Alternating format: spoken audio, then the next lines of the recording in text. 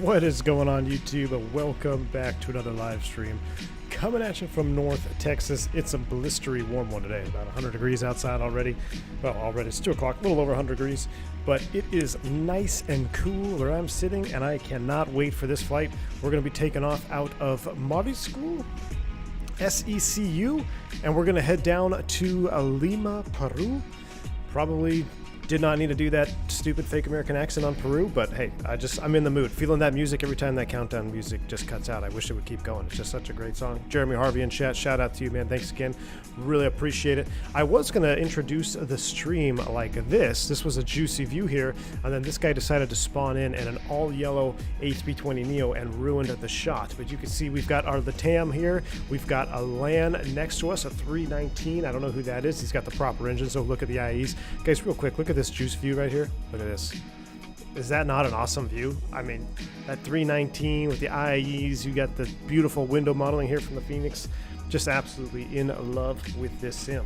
So yeah, we're gonna head on down to Lima today. We flew into this airport before, and it was I mean, this is probably one of my newer favorite airports, definitely going on my top 5 list, so definitely check it out. It's SECU is the identifier. There's a nice freeware on the Flight Sim TO Aeroporto Mariscal Lamar, and it's just it's awesome. I mean, you're sitting up here on a plateau. It's high terrain. It's actually higher elevation, higher field elevation than Quito, Ecuador. So this is going to be an interesting takeoff. We're definitely going to be doing a PAX off Toga takeoff for performance purposes today.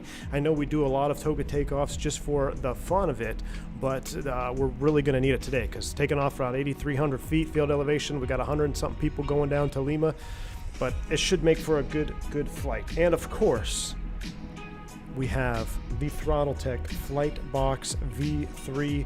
We're going to be sporting that Throttletek cam throughout the flight today. It's going to be really awesome. A little bit longer in cruise today, only about an hour, 20-minute flight time, but a little bit longer than yesterday, so we don't have to feel as rushed. It should be pretty good. Just a couple shout outs to my members in chat. Jeff L, good to see you. Blue Bear, Team Vodka, what's going on, man? Yeah, I don't have a model match for your livery. I'm not sure what you spawned in. So you were the yellow one, Team Vodka? Gotcha. Chris Stuper, good to see you, man. Fubar, I saw your DMs, man. I'm going to try to get those added when we get up to cruise, all right? I don't know if I can do it live on stream. I can't remember if I have to reset or not, but I will definitely check it out. I like them. Thank you for that. Robinson J. Santana, good to see you. Romulus, what is going on, man? Good to see you as well, sir. Anon, good to see you. Paul Shoe Smith, always a pleasure. Chris Rund, what's going on? Welcome. Scott, always in the house, got the dancey emojis going on, absolutely. Aaron Hastings, what is up? Good to see you, sir. Christy Ionscu in the house as well. Looks like he's going to be flying down to Lima with us as well. Mr. Martini, Runar Haldorson, welcome to the both of you. Let's go ahead and get this thing fired up, shall we? I'm going to fade out the music here, but yeah, this is just a nice little airport. I love it. I don't even know who this 319 is, but just looking at this model here makes me really want the IEs. I mean, you cannot tell me the IEs do not look super juicy. I mean, CFMs are, they're IE, but I mean, CFMs belong on Boeings. That IAE is just, that's where the money is. I cannot wait for the IE engines on the Fenix 320 when it does indeed come out. So, all right, here we go. Let's hop into, oh, Avman, that's you. You're the 320? Oh, nice. Well, you're showing us a 319 for me, but what's up, man? Welcome. All right, do you know if Throttletek shipped to UK? That is something I do not know. I don't see why not, but that would be something you could definitely email Roberto from Throttletek. The link is in the description. Just send him an email and see what he says. I'm sure he'll have an answer for you. So here we go. Let's go ahead and fire this airplane up. We're basically cold and dark. We walked up the air stairs. There is no gates here. It's kind of refreshing to come up the old school air stairway. Batteries 1 and 2 are going to come on. We'll go ahead and turn on the external power. We're going to let everything come to life here. Is it true that 60% of 320s have CFM on them? I do not know any of the figures of the numbers, unfortunately. Got myself a nice little refresher drink to carry me through the flight today, so it should be pretty good indeed. I'm going to go ahead and get the sounds adjusted here for you. I used to like the Pratts, but the IEs are juicy. Yeah, Scott, the IEs, man, they're just, I think on the Airbus specifically, they just look so dang good. All right, ground control is on, CVR test. Captain first, Captain, 1, 2, and 3. We'll go status position 1. So one thing you'll notice today as well is I didn't put the old school airspeed and, or I'm sorry, the old school, well, yeah, airspeed and attitude indicator, because this airplane is only about 10 years old. So I'm kind of assuming that it's probably come with the latest ISIS. I've got it in HG as well. But we'll use QNH for our main altimeter, but we'll use HG down here in the standby, and I gave him the old school DDRMI. But yeah, so you don't get that spool up sound of the gyros, which is just, it's really cool to see that Fenix actually modeled that difference there when you have the old school gyros, that you hear that spool up sound. But all right, let's come down to our lights. That's on auto, position 1, I'm flying. No smoking, auto, arm that. Landing field elevation is an auto, that is good. And everything else looks good up here. Fire test 1. Fire test 2. Mr. Robert S., what is up, man? Welcome back. He says, long time no see. Didn't catch you in a while. Robert S., it's been a while, man. Welcome to the stream. 18 months. Thank you for your continued support, sir. Glad to have you on board. You picked a great stream to join up to watch today, man, because this should be pretty stunning views all the way down. We're going to be in high terrain for the majority of the flight, and then as we descend down into Lima, it sits on the coast there. So it should be a very nice flight indeed. Let's go ahead, and since I've pretty much done my prelim, well, let's go ahead and finish the prelim, and then we'll start the boarding process as well. We'll let them know that we're good to board. We'll do our flight init. Let's go ahead and do init data request. Time is 19:06. Okay, and init request here. That should pull our flight plan, the majority of it anyways. Let's take a look here at our engines. We do have 19.8, boom, that looks good. Hydraulics are all serviced, and pressurization is in auto, that is good. One other thing we need to do, I'm gonna do it over here on this McDo, is we wanna make sure our failures are set to random. They don't seem to save anymore, so all type of failures on a realistic setting, done. Excellent, all right, so that is set.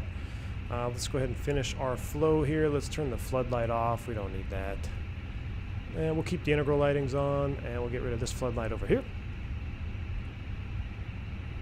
Simon JC, welcome, greetings from Denmark. Still performance with World Update 10.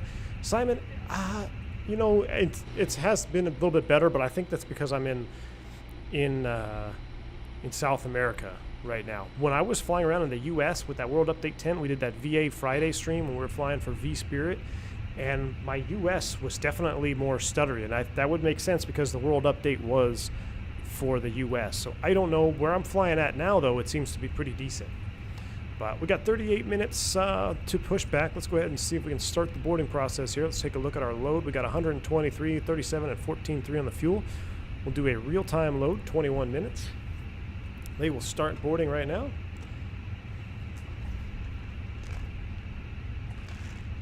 I've been saving up. Do you think it's worth to buy the FlightSimProjects Airbus stick and the HOTAS mount?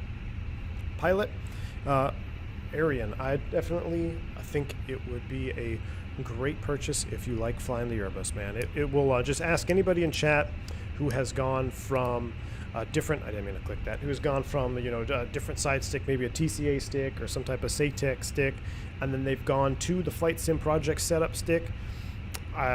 Ask anybody in chat. I don't think I've had anybody say that they don't like it. It definitely changes the game when it comes to flying the airplane. It definitely changes the game. So if you like the Airbus, man, I think you will not be disappointed. Let me put it that way. All right, everything else looks good pretty much here. And let's go ahead and start plugging away at the box, shall we? We'll come down here. Let's go ahead and load this in there. So we are land Peru, but I guess it's just, I don't know. We've been going back and forth. Land Peru or just land 357. I know they operate, Chile operates the land Peru flights. I don't know. We're just going to say land Peru 357. We might be wrong. We might be right. I don't know. We'll do cost index of 88 today. They got us going up to 390. I don't know if we're actually going to get there. We'll try that, though. We'll see what happens. We'll go ahead and reference position.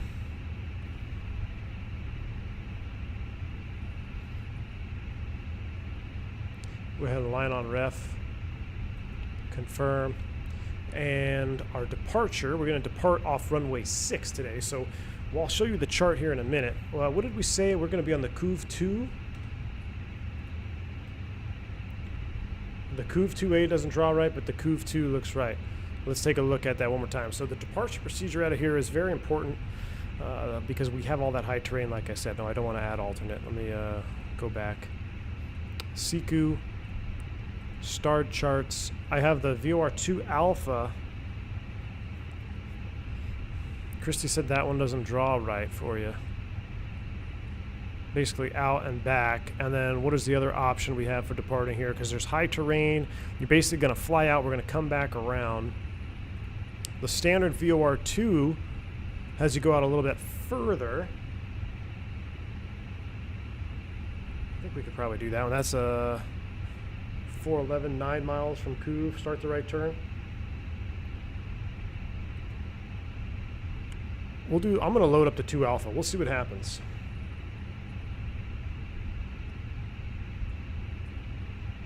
Let me try the Couve 2 Alpha. Okay, and our flight plan from there, we're going right back to Couve. So we'll insert that. Now let's take a look here. We'll go to plan mode, put the constraints on, zoom it down. Basically out. It's making a weird right, that doesn't draw right. So the Couve 2 Alpha. There should be a 5 VME fix before turning around. Interesting. I see what you're saying. It doesn't quite line up. Off SECU-6.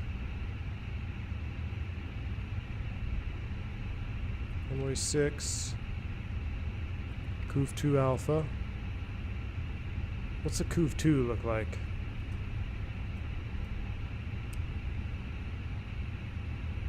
Couve 2 definitely looks more doable. Thomas Katz tried departing manually with VOR only. We could do a VOR departure out of here, but we are doing a VOR departure. We're going to back it up with needles. We'll just do the Couve 2. This looks a little bit better. You know what I think is wrong with it is it's not showing. Oh no, VOR is there. Couve 2, Couve, back around. Let me just try one more time on the departure. Trevor, with the $5 super chat, man. Thank you, sir. He says, would hop on and fly along, but I got to do some in real life flying. Those ratings are not going to magically appear. Cheers. Have a great flight. Trevor, thank you so much for your $5 super chat, man. Yeah, get out of here, man. Go do some real world flying. Exactly. The ratings are not going to magically appear, man. Keep working hard, and they're going to appear soon enough. Right? Flying with Mike, also get a super chat there. Thank you, man. $10 super chat. Appreciate you, Flying with Mike. He says, thanks for the great info. Absolutely, Flying with Mike. Anytime, dude. Anytime. And I'm going to try to do some teaching on this one. This departure, I wanted to do the Couve 2 Alpha because of its restriction, and I wanted to draw it out for you guys. But let me just try one more time. There we go. Okay, so that looks better. So Couve, all the way back around. That's what we want. All right, so we're gonna do that. We're gonna do that because I'm gonna show you guys not really a trick, but well, it kind of is a trick, but I'll show you how we would look at this in real life. Anyway, so Couve 2, Couve, back over the Couve VOR. From there, we're going to Robig, so we can go ahead and clear this disco because it is correct. We're just gonna go direct to after the VOR.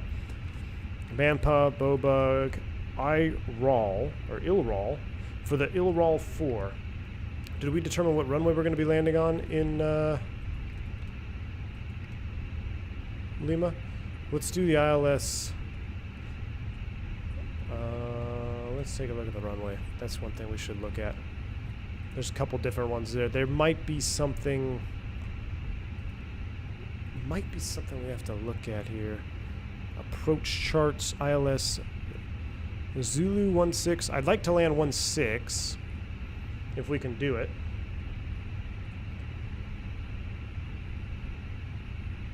The Couve 2 Alpha has a sharp return. Yeah, Couve 2, Danny Roble, would be the most realistic one. You'd probably fly out of here, but I want to do the Alpha because it's going to be a little bit more exciting, and there's something I want to show you on it. We're going to use something in some Airbus-isms in the box. All right, so ILS Zulu 16 looks pretty standard. Oh, X-ray is 2 and 3. ILS Yankee 16. ILS Yankee's a full procedure, so we want the Zulu 16 if we can do it. Zulu 16 off of Lobus. ILS Zulu 16. We're on the ILROL 2. I just updated my nav data too, so there we go. I'm sorry, ILROL 4. Insert that. That looks good. Robug, Globus, and it connected them. So that's something you need to be careful about in real life. We have to worry about this. I wouldn't say worry about it, but we always want to verify it, because what happened here is the Airbus just connected the approach, okay? Because there was a common waypoint between the arrival and the approach. So the Airbus will automatically connect it.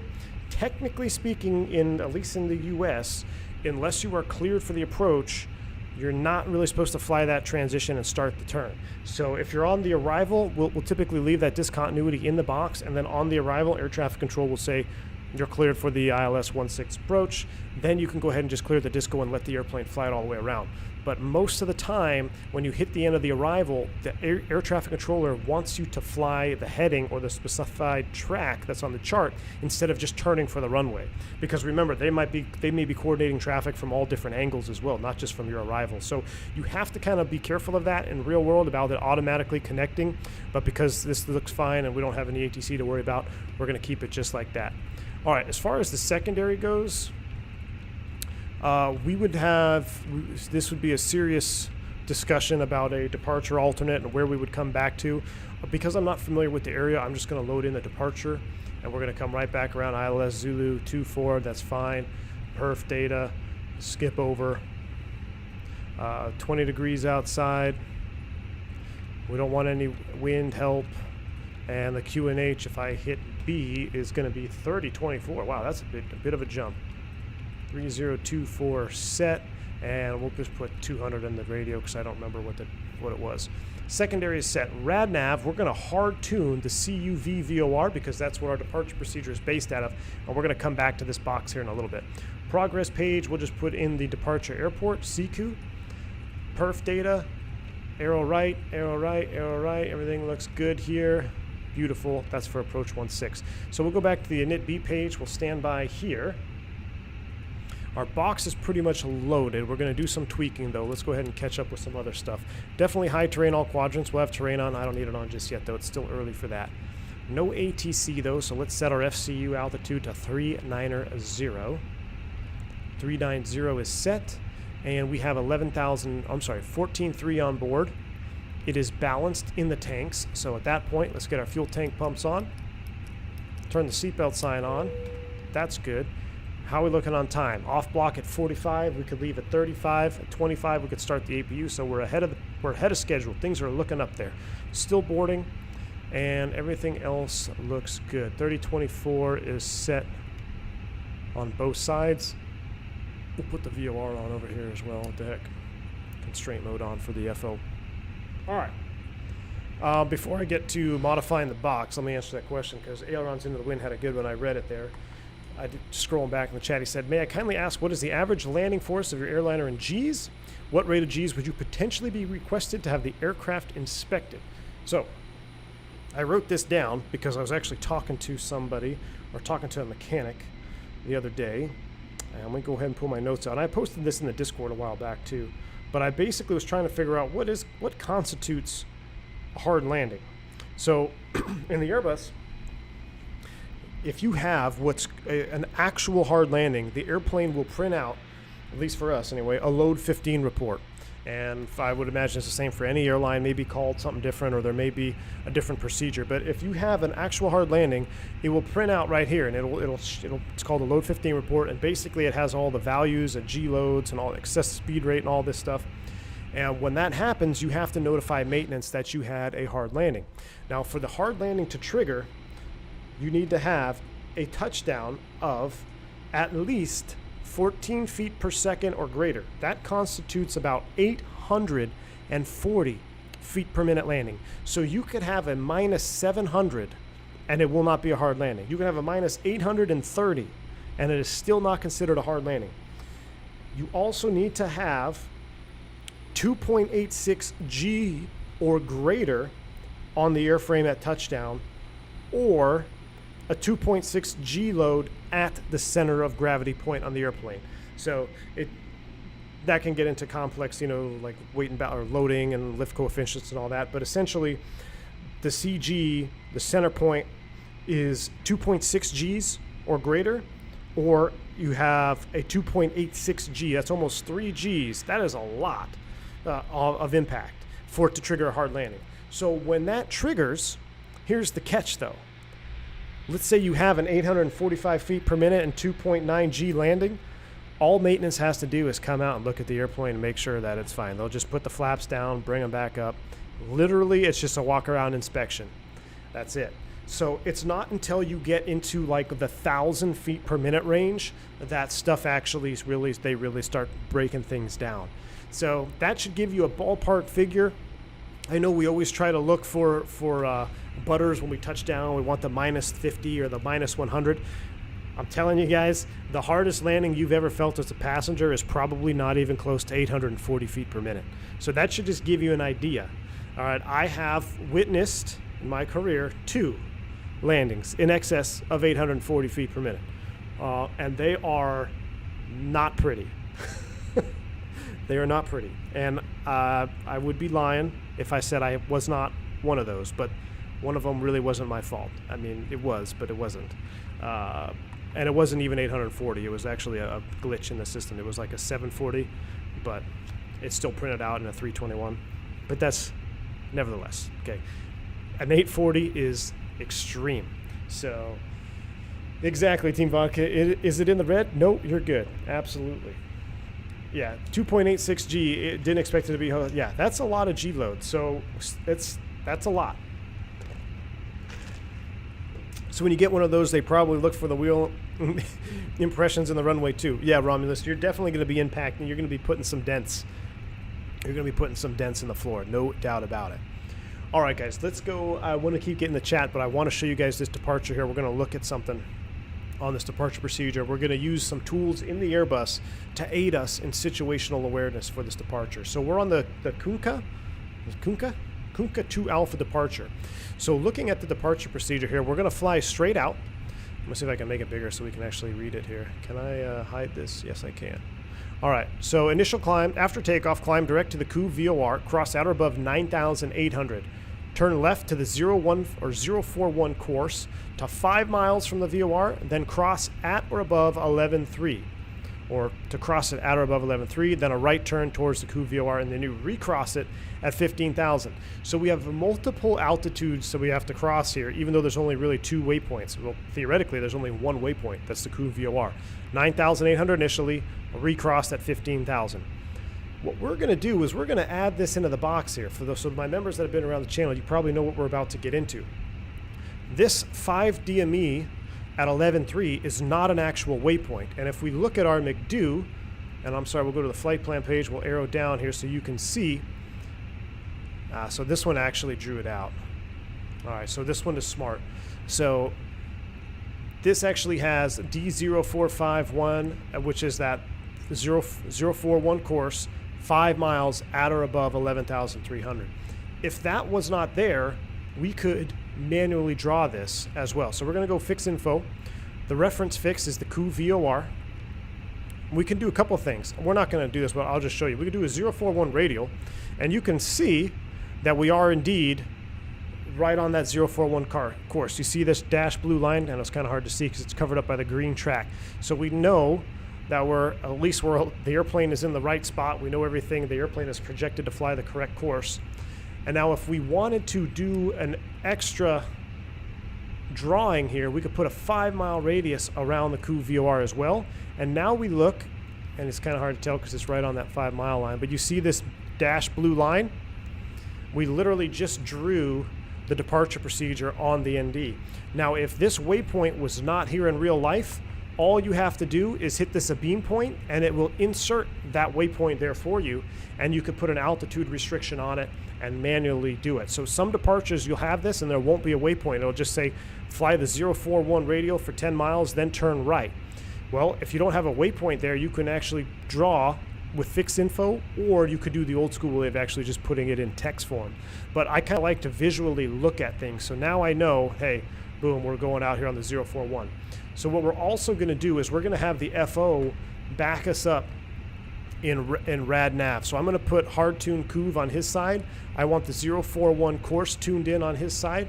So as we depart, he can also back us up on the 041 radial. You see this blue course needle, 041, that should be centered when we're flying out. So he's going to back us up with VOR nav, I've got primary GPS nav ready to go. We've got our fix info drawn. It's going to be terrain on ND mode because it is high terrain, all quadrants. We will be doing a Toga packs off takeoff. Probably, it'll be interesting to see what our takeoff numbers give us here. Let's take a look at our loading, how we doing. We got 123 of 114. Let's do a prelim takeoff here. Let's see what kind of numbers we get. Off runway 6, dry. We'll do live weather. And for some reason I can't even do the prelim. It won't let me do the prelim. Alright. But we're going to do optimum, force Toga, yes, packs off. And it won't let me do a prelim. That's kind of weird. I've noticed this bug. So you'll bug out your ACARS data. Excuse me, I got the hiccups. If you have an airplane that is not on the same units as your SimBrief flight plan. So my SimBrief flight plan was in pounds. This livery was using kilos by default. Interesting. A little hover check. Hover check complete. So when you have a discrepancy between what the airplane shows and what your SimBrief flight plan does, it will bug out and you won't get prelim data. And I resent it, Idioto. I resent it, and it came back. Everything was fine, but you could see we never did get the prelim. So I think that is definitely a bug with the Fenix when you do that. But all right, everything else is good though. We've got flight directors on. Your departure has been briefed. We can go ahead and start the APU now. We got 390's top altitude. Let's fire up the Apu.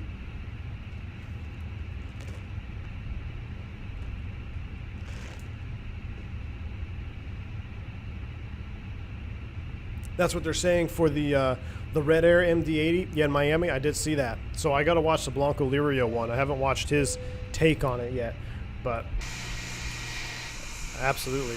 Let's go ahead and take a listen to the APU startup here. Richmond, thank you for the continued support, man. 2 months. This is Hey Everyone. Love the streams. Keep it up.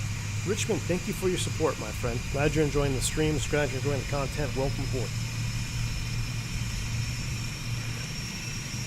The FUBAR, me too, man.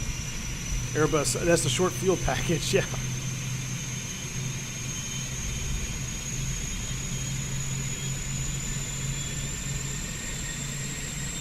Roger Moore, thank you so much for your kind words, man. So I definitely tested the Fenix. Just thought it was time to say thank you. Quality teaching. Hey, thank you so much, Roger Moore. I appreciate that. I'm glad you're learning. That's what I'm here for. I love teaching. I love talking about the Airbus. And whenever we get these little departures and procedures where I can actually hope you guys become better knowledgeable or have a better knowledge base on the Airbus. It's my pleasure, man. So thank you.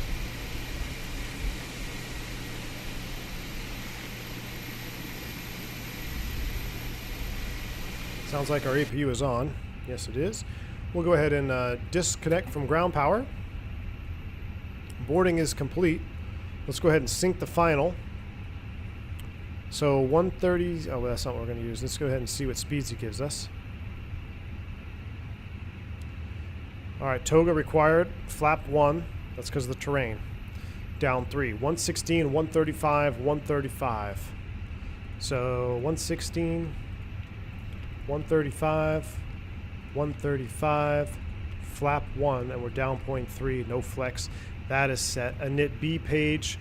We have, what do we have on board? Oh, you know what? With 14, yeah, 14.3, that's correct. Thought we had a different fuel number. 14.3 is correct. And our final numbers, let's go back to our weight and balance, is 122.4 and 30.8.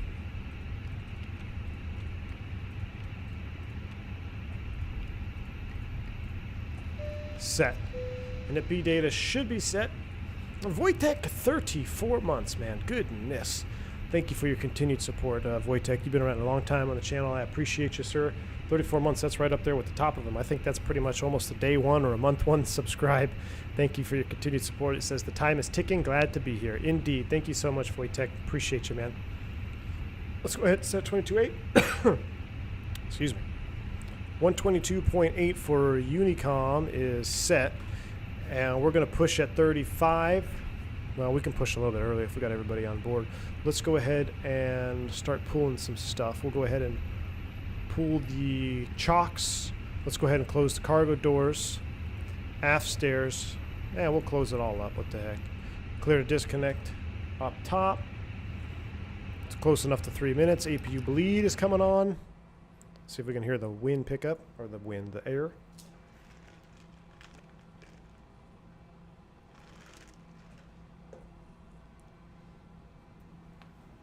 Have I ever done a ferry flight from the factory to the U.S.? I have not done an Airbus ferry flight, like a delivery flight. I've not done an Airbus delivery flight. No, I have not. I would love to. Most of the Airbuses in the U.S., though, are coming from, well, I don't say most, but quite a few of them are coming from the Mobile, Alabama, here locally. So, yeah, that would have been something, though. All right, that is done. Everything else is done. Let's get the beacon light on.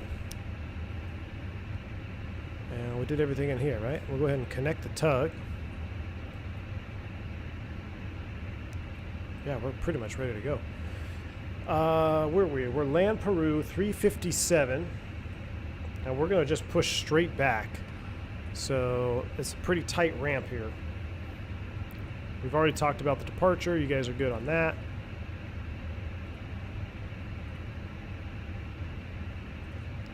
All right, so yeah, we're going to push straight back Delta to 06.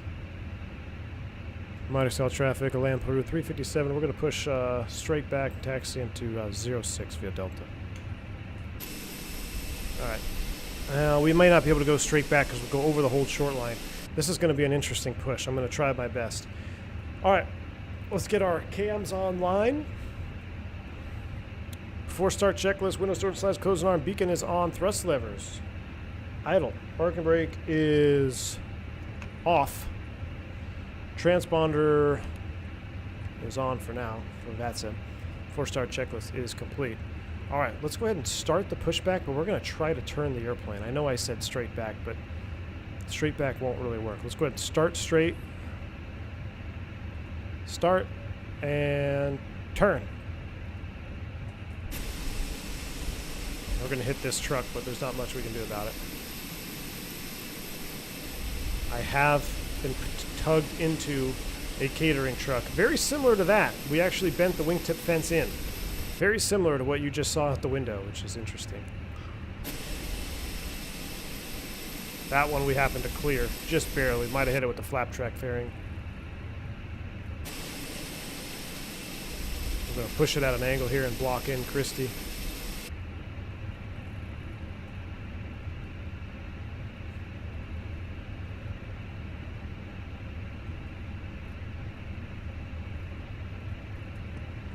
I don't think this is all that bad for a manual pushback. I think we did a pretty good job.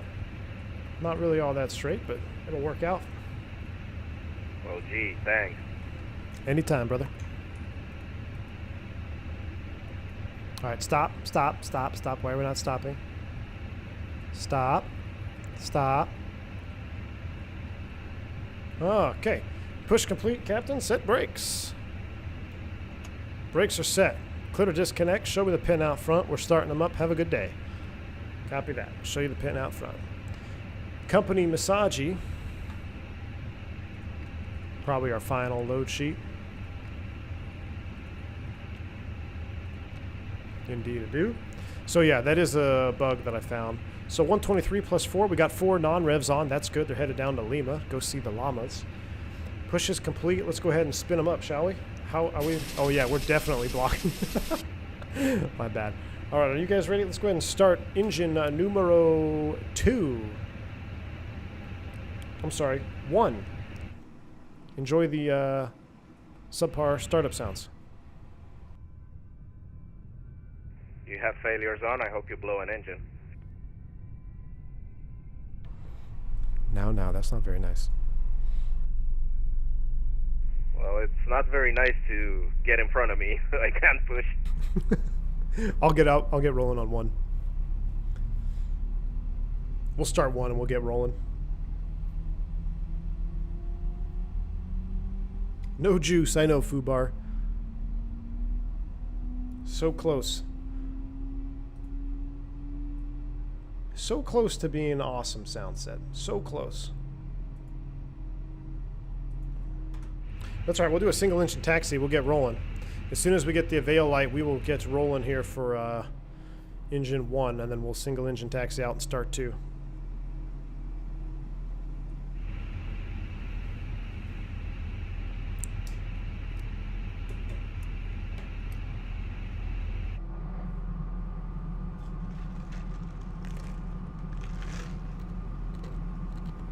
I agree. Fly-by-wire still is the best sound set. Yep, I agree with you.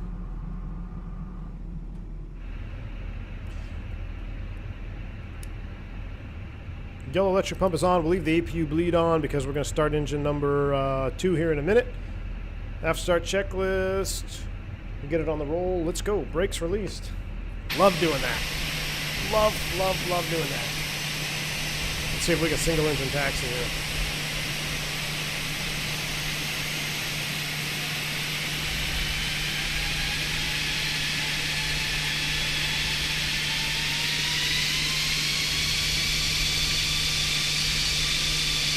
Come on, baby.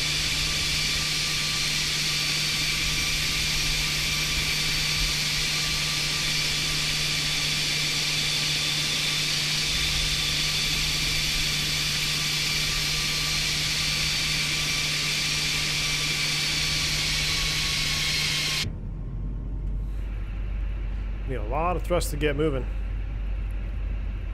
All right, let's go ahead and start number 2 on the roll. Yellow electric pump is off. APU bleed is on. Engine start to ignition start.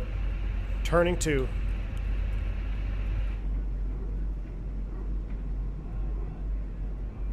Love it. I love being able to split my thrust levers like that. 298, pushing back stand 5. Blanca.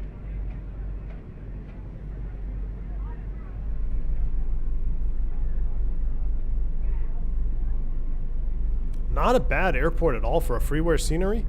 Picked this one up off Flight Sim TO.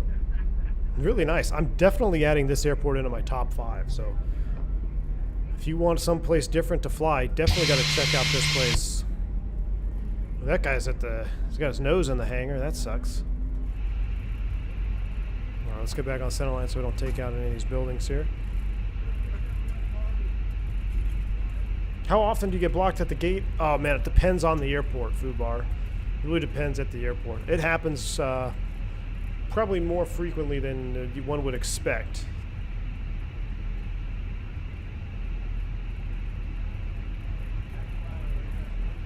All right, there's the avail light. That can come off. That's already armed. We're in flaps. Reset the trim. Up to the overhead. APU bleed is coming off. APU is coming off. We're going to shut the packs off, though, for departure. So we're actually going to do this one the old school way. Packs will be completely off. Nose would be in the hangar if the windshield is busted. Yeah, would be desirable if the windshield is busted, exactly. Maybe they got a cracked windshield or something. All right, we'll hold short here of runway 06 at Alpha. We'll do all of our checks. We'll set the trim, and then we'll get rolling. That's an interesting question. Do pilots ever get into tarmac rage the same way drivers get into road rage? Yes, absolutely, man. Absolutely, we do. Brakes are set. Taxi light is off. Here we go. Just if you want to know if a pilot is in tarmac rage, just look around the airport, and if you see an airplane trailing an airplane by like half of a plane length, he's way too close, you know the guy behind him is pissed because he's taxiing too slow. That would be our equivalent of road rage. All right, let's do a trim is 0.3 down. I love to set it like that. Boom. Perfect. Trim is set. Flight controls full up, full down, a neutral, full left, full right, a neutral, a rudder, full left, full right, neutral, auto brakes max, takeoff config check, radar PWS on, boom, boom, TARA, flight attendants, prepare for takeoff. Marks call traffic, Aeroland Peru 357 departing runway 06 on the Gunka 2 Alpha departure.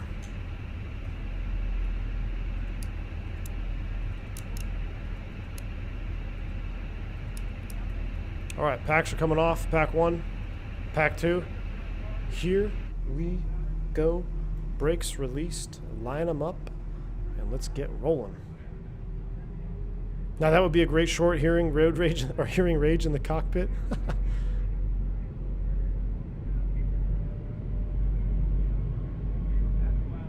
Need some more likes for Toga? Oh yeah. Let's see. We're gonna have to hold everybody hostage today for the Toga departure. Ooh, that's loud. Oh yeah, we're gonna do a Toga hostage situation here. 336 with 120. Oh, you guys are light on the likes today. You must not want to see a full Toga takeoff in the high terrain. I need at least 200 likes before takeoff, or we're just going to sit here and burn gas. This one might actually be a little bit sketch. This is going to be a full static as well. I need to steer this one on as well too, if I best I can, without turning my head. Swing, baby, swing.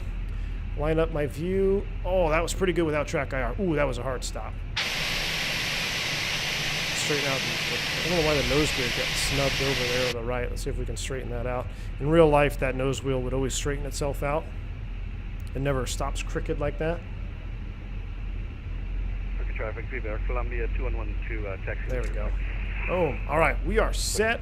Packs are off. Passengers are getting really hot. Peru 298, taxi. Are you guys ready? 183. We need 20 more likes for takeoff. I'm going to spool them up 50. Spool them up 50. Nose forward on the stick. Yoga's in chat. 6 likes to go. Come on. You know you want to hear it. You know you want to hear it. There it is. Toga. Brakes released. Here we go. We got to actually be on this one. We got to be on the A game on this one. Man, Toga SRS nav auto thrust is blue. Look how slow that acceleration is. Thrust set. 100 knots. Check. V1. Rotate. Golly, that was short. Positive rate. Gear up.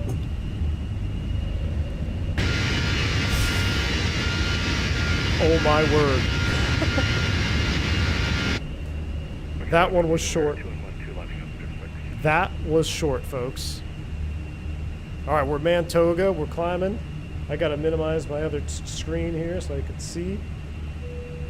That was tight, guys. That was real tight. I'll let this one hang out in Toga just for a second here. I'm going to fly through the command bars. I think I needed to change my acceleration altitude. We're going to keep the Toga going.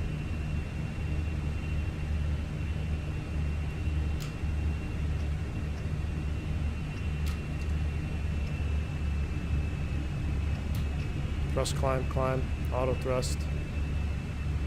I'm just kind of walking that back. So I was taking advantage of that thrust range between Toga, or between flex and climb. So we're set. Let's go ahead and get pack 1 on. Start the clock. That is a tight little airport, man. I don't think if we were any heavier, we would have been able to get out of there. That was tight. Might end up on YouTube with another episode of I paid for whole runway. I use whole runway. Traffic Air Columbia 2112, departing runway 6. Let's go ahead and get this traffic down behind here. departing traffic, gonna line up 06 behind. We're still on the departure. We're looking good. We're 12.7.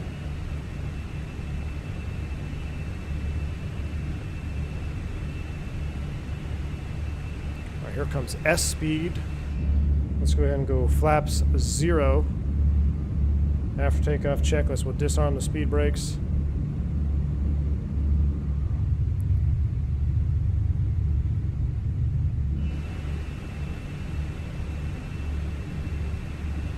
Now we can do a regular after takeoff checklist. I think we're looking good now. We'll do a manual turn here with the side sticks. We'll go ahead and turn our lights off, wing lights off. Back can come off. Back can come off. Whew-wee. That was exciting. Let's continue to fly this departure here for a minute. XP72 in chat. What's going on, man? Welcome. Hope you're staying cool out there in South Florida, bro.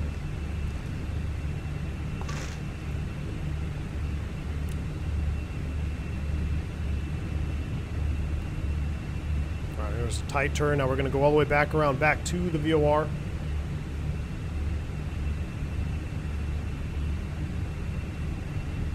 Kind of want to sneak at some of these views here. Man, we are up in the mountains up here. Like, I mean, how do you live up here? It's got to be pretty challenging to get. I guess you rely on air service a lot for goods and essential services. So because of our speed increase, our radius of turn is really starting to rip. I bet there was a speed limit on that. I'm surprised there wasn't one published. I'm going to go ahead and dial it back, actually, to finish this turn. Let's go ahead and come back to 300 on the speed. Hard bank angle check to the right.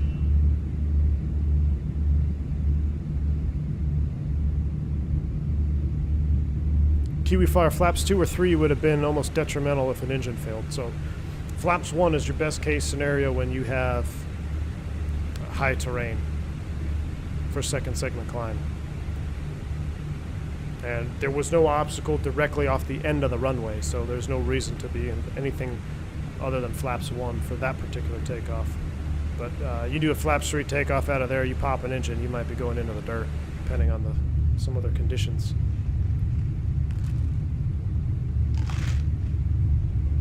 '98 and hot land on our air SECU-SPJC out. Ooh, Mr. Martini. Sorry to hear it, man.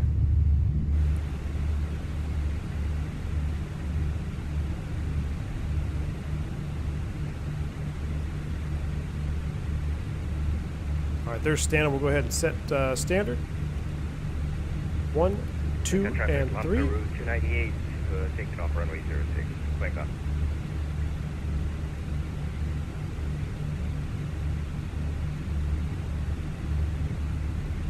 How is there no speed? How is there no speed restriction on that departure? I am really surprised there was no speed restriction on that departure. I'm not going to fly back to Couve. We're going to go ahead and turn back to the left now. Direct to row big, insert. To the left we shall go. We'll remanage it. We'll accelerate now. Back out to the left. Ah, Danny Robo, I missed it. Thank you. Combat V2 plus 10 or bank of 15, whichever is most limiting. Definitely missed that one, Danny. That would have been definitely good to know for that departure. Keep it coming around. Maybe on the airport overview. That's what I needed. That's what happens when you don't fly into these places in real life and then you just go in without doing a full brief.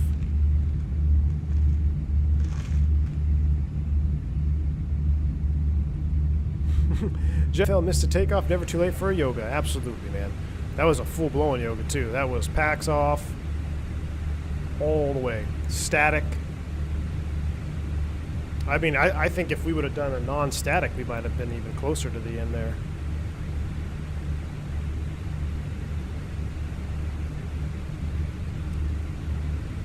Gosh, it just hand flies so nice. We'll straighten it out here. Coming on course heading of about 172, climbing up to 390.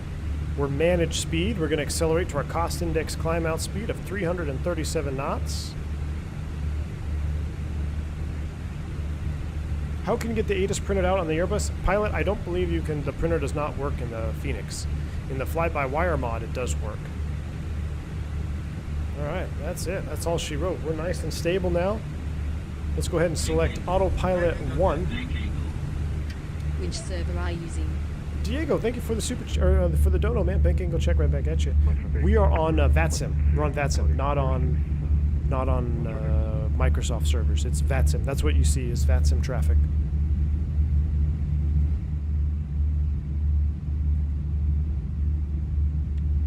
So Danny had he said it was on the airport chart, probably by the takeoff minimums page, or maybe the overview. Oh, right here.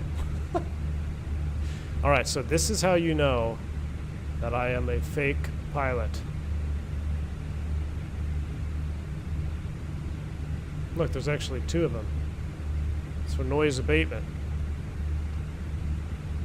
Climb to V2 plus 10 to a height of no less than 800 before reducing power. Continue climbing at V2 plus 10 to 3000. Clean the aircraft and proceed with instrument departure procedure. Or climb with V2 plus 10 or a bank angle of 15 degrees, whichever is the most limiting.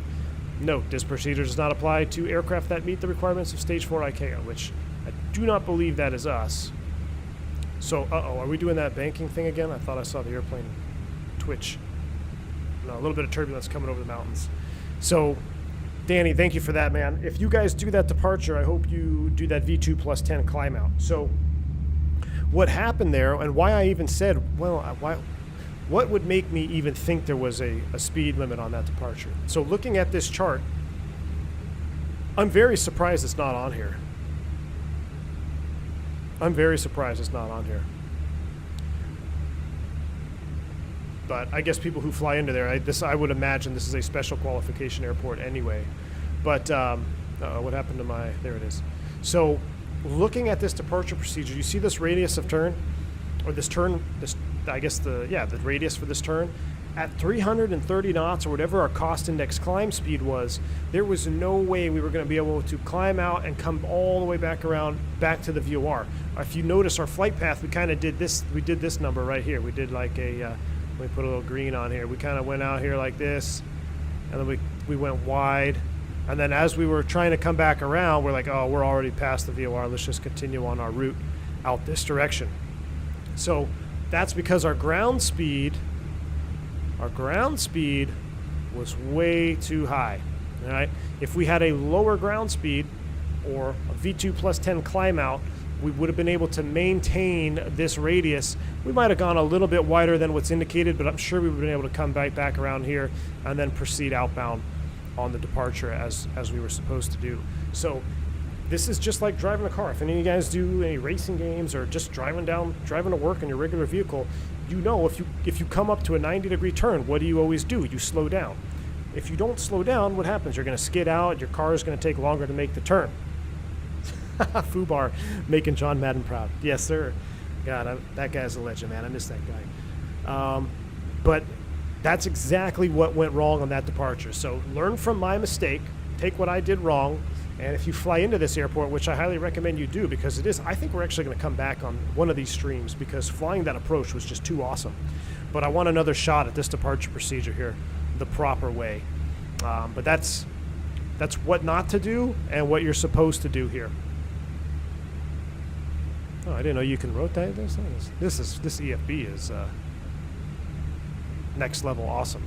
All right, we're done with that. Let's go ahead and go back. Let's go back to the route page here. Let's see where we're flying. High V1 is the Throttletek throttle. Hold on, let me set my map here. Is a Throttletek throttle all metal construction? I'm considering the Mini. Mohammed. So there is the base plate is. Let's see if I can show. I can't really show you. So the back end is definitely metal. The bottom is metal. These panels on the top, I'm not sure if they're actually metal. They might be metal. I don't know what the top panels are, but they're very sturdy and they feel very good. They feel just like the real airplane. I would imagine they're metal. If not, the paint is the same paint that's used in the real airplane, so it feels exactly like the real airplane. It's really hard for me to tell, but it is. It's very solid. The thrust levers, I think pretty much all the manipulating pieces, such as the trim wheel, the thrust levers, engine start, they're all like a high density resin that have been CNC machined for precision. So the pieces are resin. So like in the real airplane, the start switch is metal, but this is a resin piece here. But it's all pretty good. It's pretty darn good quality. Like it's very dense. It doesn't feel cheap. And of course, you know, the detents inside the throttle quadrant here are very good. You're not going to miss them. That's for sure. Like when you're going up or down, you're not going to miss the detent. You know exactly what detent you're in. And going into the reverse is solid.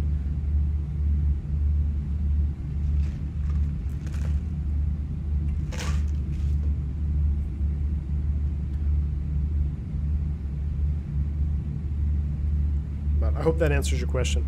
But yeah, man, talk to, so Team Vodka posted his Mini in the Discord as well. He's got the Mini version if you're considering the Mini. And he's got his, and I think there was a couple other guys that have them as well. But you will need a mounting solution. And I say solution, I've got mine on a little table down beside me, because you're not going to be able to put this on top of your desk at shoulder height, because it's just going to be too high up, because the box itself, you guys saw in the thumbnail, I mean, it's pretty thick. So if for reference, when I took a picture the other day and I posted it to someone who was asking, but when I'm sitting in the airplane, my thigh or my leg is pretty much at the same height as the thrust quadrant. So you can imagine the thrust levers are definitely down a little bit lower than, you know, a lot of us, like when we mount the Bravo, you have it up on your desk, or you have a thrust lever up on top of your desk, your arms come up. That's not really where it sits in real life. And when you have the throttle box, you're definitely going to want to mount it a little bit lower, or sit it on a table that's lower. About thigh height would be perfect for you. That's where it's going to line up for you to get the best comfort anyway.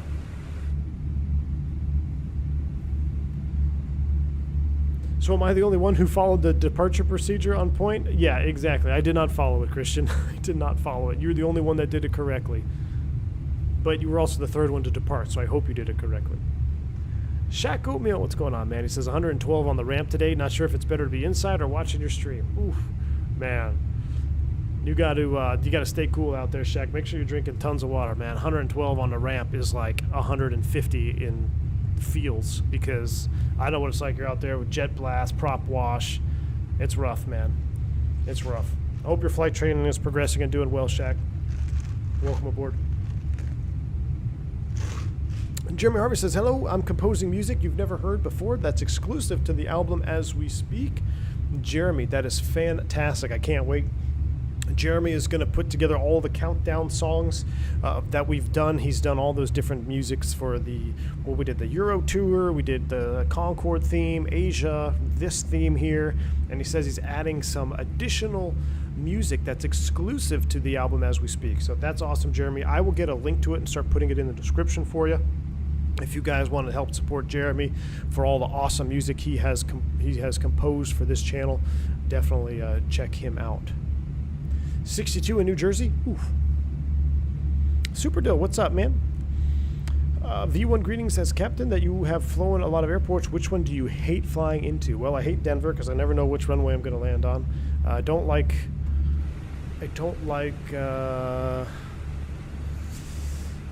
Well, I mean, I'd say I don't like LaGuardia, but I mean, it's challenging. It's kind of fun flying LaGuardia. But as far as practical speak, LaGuardia is always a headache, because it's like, man, I don't know if we're going to get out of here because there's weather and airspace traffic and all that stuff. As long as it's 75 and sunny with no clouds, I don't mind LaGuardia. But if it's bad weather, LaGuardia is just going to turn into a crapshoot. It will. It always does. The Northeast does. But Denver I don't like, because you never know which runway. I feel like I never know which runway I'm going to land on. There's too many to choose from. I'd probably throw Boston up there. Boston can be interesting as well. It's not that I don't like the airport. It's just that it can be just like New York. When the weather goes down, it can be a mess. Do I like O'Hare? Yeah, I don't mind O'Hare at all. O'Hare's pretty nice. Nobody likes LaGuardia. Newark is definitely up there, but I group them all. Boston, Newark, LaGuardia, Kennedy, they're all in that northeast quadrant, right? As long as it's 75 and sunny with no clouds, it's not a big deal. But when the weather goes down, if you're in the northeast and you're flying, it just sucks. Like, your day is going to be really long. You're going to be delayed. You're probably going to have to go back to the gate. What are your thoughts on my home airport, Hartsfield, Atlanta? Pilot Arian, I do like Atlanta. I think Atlanta, no doubt, is the most fluid airport in the country. They push so much traffic through Atlanta. The airport is just laid out so well that even in its peak rush hours, it's really not that bad. I mean, the planes are moving, the flow of traffic is moving very good, so I don't mind Atlanta. I really don't. I think Atlanta's okay. Detroit. Detroit's all right. I don't like the overnight in Detroit, but that's just a company thing. MCO in the summer. Also, yeah, that's a no-go, Romulus. That's basically, if I see MCO on my schedule anytime from, what is it, probably like June, so this month through August, you basically are guaranteed to get some holding practice and some diversion practice.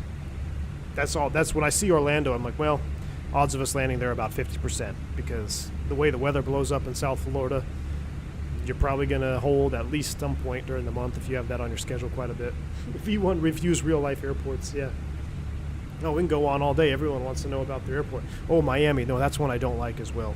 Miami is it's a cluster, man. Miami is too big for the airport layout. Like, I feel like when they designed that airport, it was good for the amount of traffic that was flying at that time. Now there's just so much traffic. It's so congested. The runways intersect. It's just, no. And then you throw in bad weather on top of it. No, I don't like Miami. And getting to the crew lot if you're based there, or like commuting out of there, it sucks to commute out of. The airport's too hard to get around in. Not one of my favorites. Not one of my favorites at all. Lauderdale, I could take it or leave it, honestly. I like landing on 10 right and taking off on 10 right just because of the slope. But definitely don't want to be in Lauderdale Airport if you have to go to the bathroom. Because if you have to go to the bathroom at Lauderdale Airport, good luck finding a stall. Good luck finding a bathroom that doesn't have a line. It, too, is in that same category with Miami, where, like, when it was designed, it was perfect for the amount of traffic that was flying in there at the time. Now, forget about it, man. Unless, I have an exception, the Southwest Terminal side of Lauderdale is very nice. Yeah, definitely very nice. Much better than the rest of the terminal, where it's JetBlue, Spirit, American, Azul does some heavy stuff in there. No bueno. The southwest part of that separate building is good. LAX, I love LAX, man. I love flying into LA. Charlotte is definitely good, Jeremy. I do like Charlotte as well. Hey, if you wear boots and you want to get a shoe shine, Charlotte is the airport where you want to do your shoe shine at. They're the best shoe shine out there, Charlotte Airport. Ever flown to Bahamas? Yeah, absolutely. Microsoft Flight Simulator is more realistic than real life. Don't change my mind. I won't, because I agree with you. I hear they're going to build another airport at Charlotte. Yep, I think I heard that too, actually. 2 tons of love? Yeah, DFW is pretty well laid out. Yeah, DFW is good.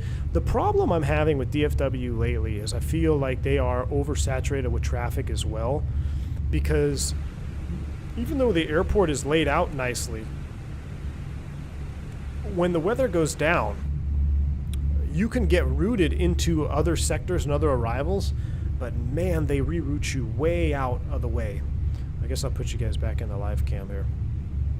They reroute you way out of the way when you're going into Dallas now. I feel like it never used to be that bad. Have you ever flown out of Destin, Fort Walton? Scott Morgan, I don't think so, man. I might have, like corporate. I think I flew into Fort Walton in a Citation jet. Dulles? No. Count me out. Sorry, Critical Inception. Dulles is just...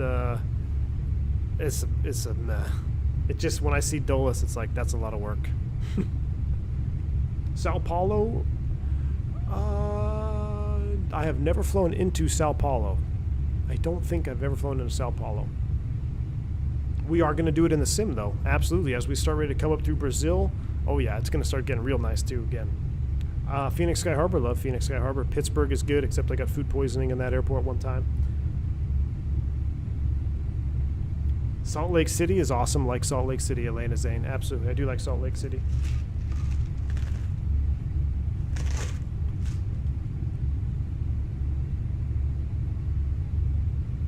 I've only been in the USA once. It was in Austin, Texas. Nice. Austin's a nice airport.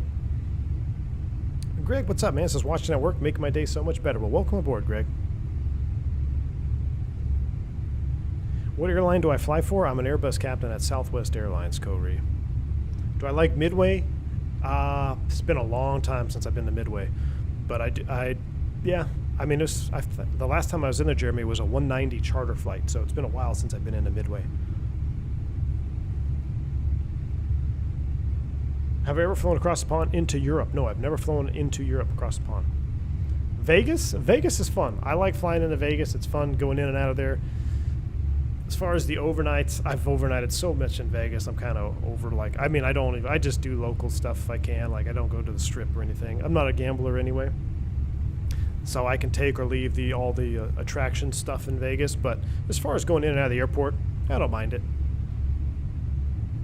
It's always a great view. If you can get a Vegas flight, and that's one thing that it's always stunning. As many times as I've been to and out of Vegas, whenever you're flying in or out at sunset or sunrise, it is just beautiful. It's just an absolutely beautiful sight to see in and out of that airport.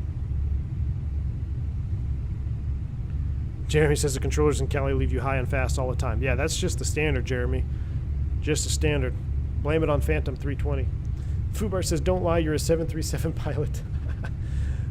Speaking of Charlotte, they have an amazing Centurion Lounge and USO. Excellent, Shaq. Excellent. Yeah, Charlotte's got some good stuff, dude. Charlotte really does. I like Charlotte. They got good food options, too. They got a ton of good food options in Charlotte. A lot of good scenery, too, if you know what I mean. Any comment on St. Louis? I'll drop that if I see it on there. If St. Louis is on my schedule, I drop it.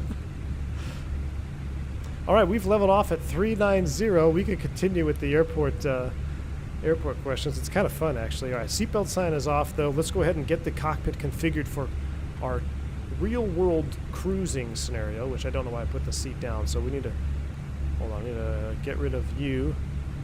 Hide you. I need to put my shade up here. We'll put the blinders on. We're doing full realism here. We're at cruise altitude. Come over here to Phantom 320 side, get his window shade up.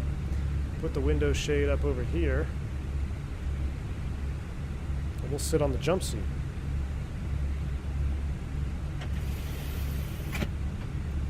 Can't fold it down, which is interesting. With everything they modeled, they didn't model the jump seat. But hey, if it saves me 2 frames or 0.2 frames, I'll take it. Welcome to cruise altitude. Seattle? I love Seattle, Jeremy. I like flying in. I love, if you haven't gathered, flying westbound to me, I love it. There's very few airports west of Dallas, Texas that I don't like. And I think I'm jaded because I was based in the Northeast for so long. I commuted to the Northeast. A lot of my worst stories and commuting events always happen in the Northeast. So I think I'm a little bit jaded. But I think the majority of pilots would also agree with me that west is best and east is just a crapshoot. Have you ever been to YUL? It's been a long time since I've done any Canada stuff.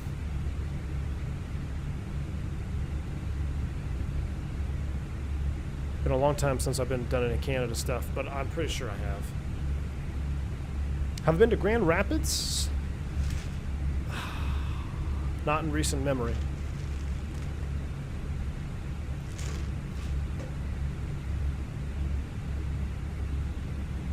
John Wayne, love John Wayne.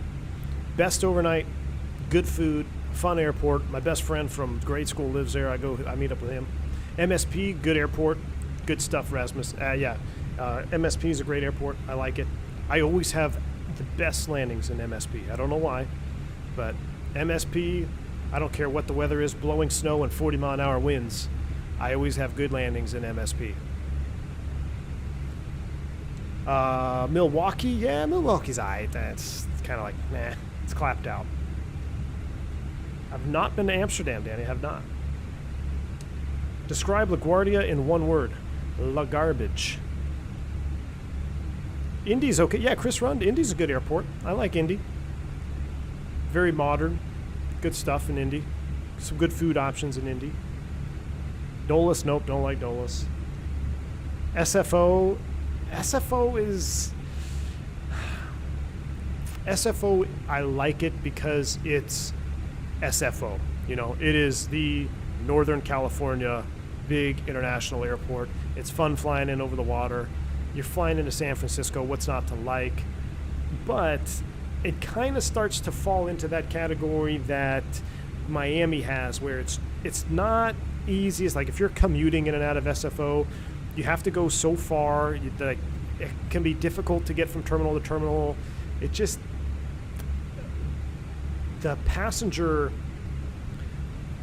transit in SFO is a little bit outdated, you know. But as far as flying in and out of there, I don't have any problems with SFO. Area 51, my favorite. Providence, Rhode Island, fantastic. Love that one. Reno is good. Funny story about Reno. I was in a. I'll tell you that in a second. Hello V1, I hope you are doing well. Thanks for visiting Peru in the sim. That Airbus Quadrant, it is insane. I was searching on internet and I found the motorized throttle Quadrant from FSC. Have you seen it? Diego, thank you for the $2 dono there, man. Bank angle check right back at you. I have not seen the one from FSC, but I imagine that's like, I think I saw a side stick from FSC. I might be wrong, but I have not seen the motorized one from FSC.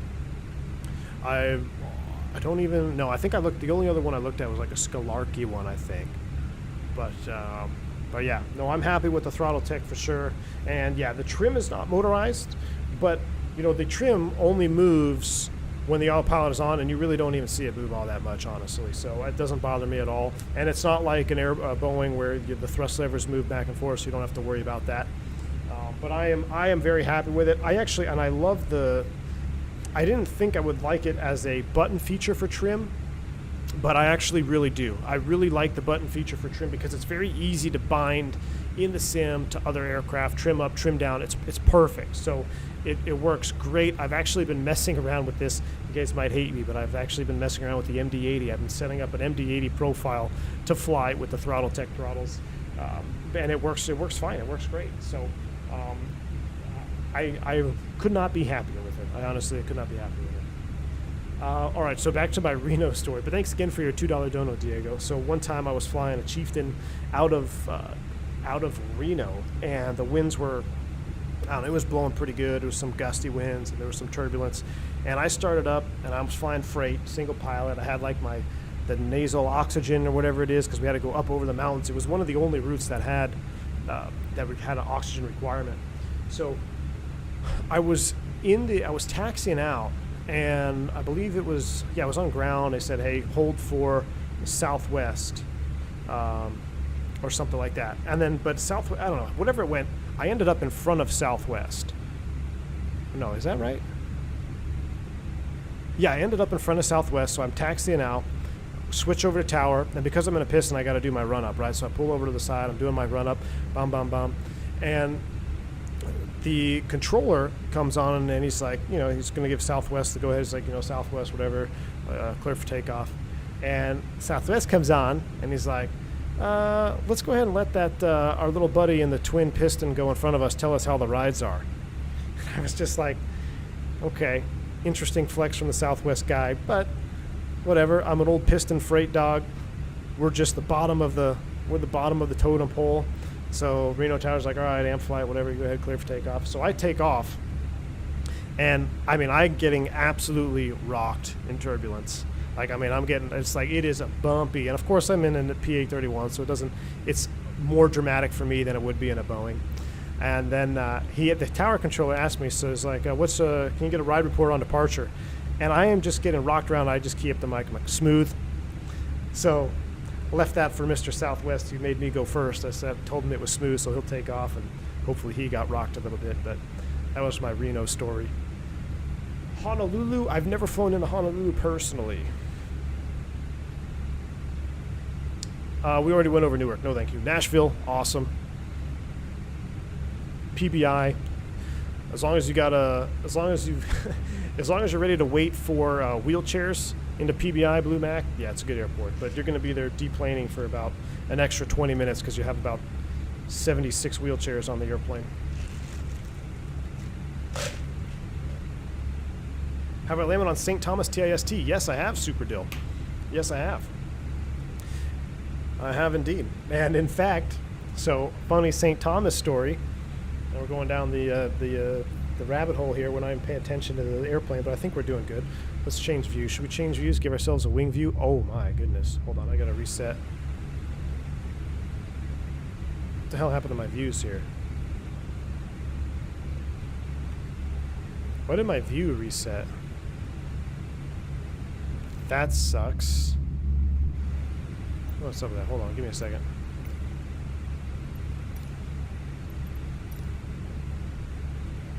That's not the view I had saved. That's the view I had saved. There we go. Look at that terrain out there.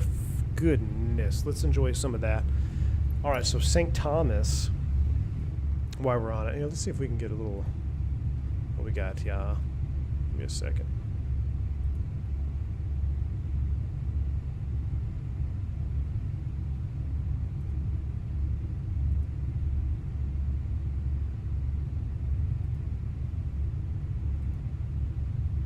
Give me 1 second, guys.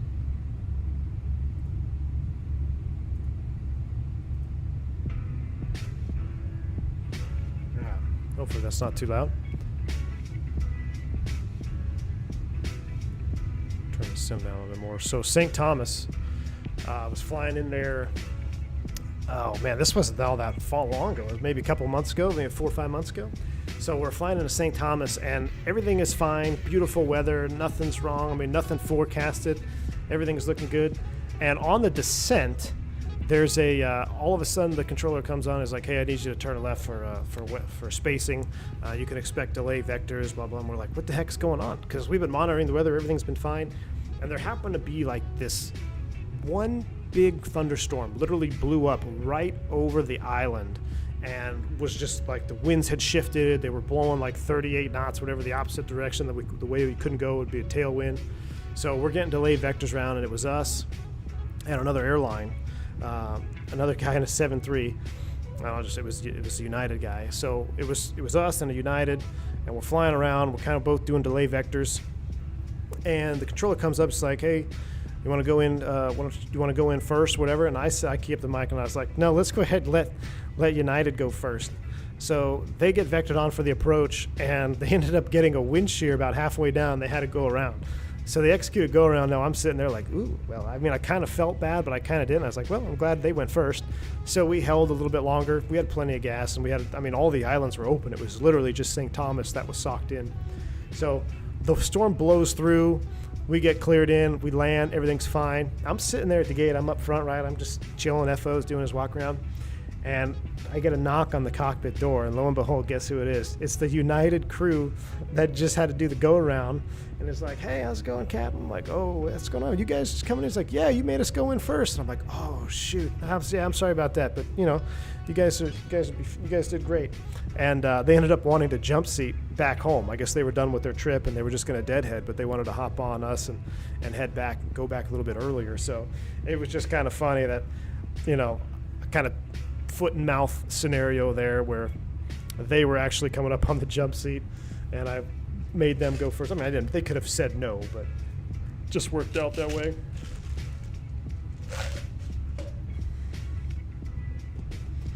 That UAL pilot is watching now. Nah, they thought it was funny. How can I program a hold in the Airbus? Very simple, man. You select the waypoint that you want to hold at. And speaking of, we'll have to get ready here pretty soon, 3:35. But let's say we wanted to hold at Bobug. Very simple. Airbus.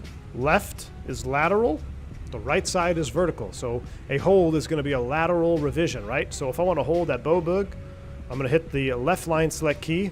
I'm going to select hold. Now I can insert a computed hold, or I can insert my own hold. If I do a computed hold, it'll basically just do a direct entry with standard right turns, and you can kind of see it's already there.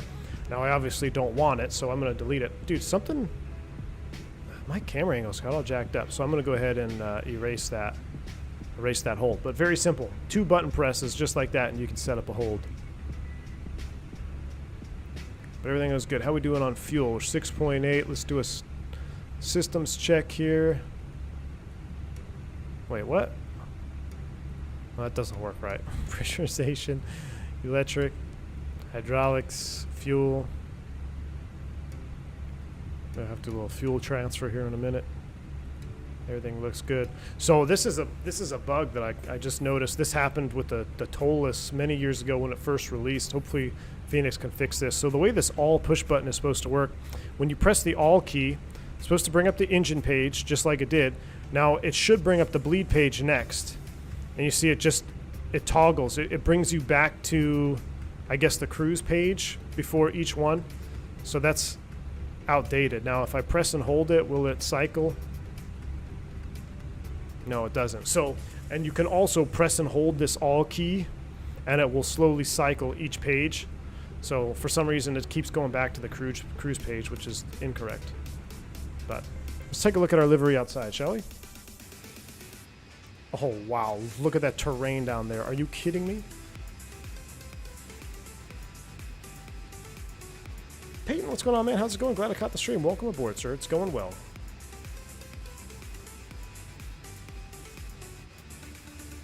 Blue Bear, exactly. It worked out for them. They got to ride a real plane back. Exactly.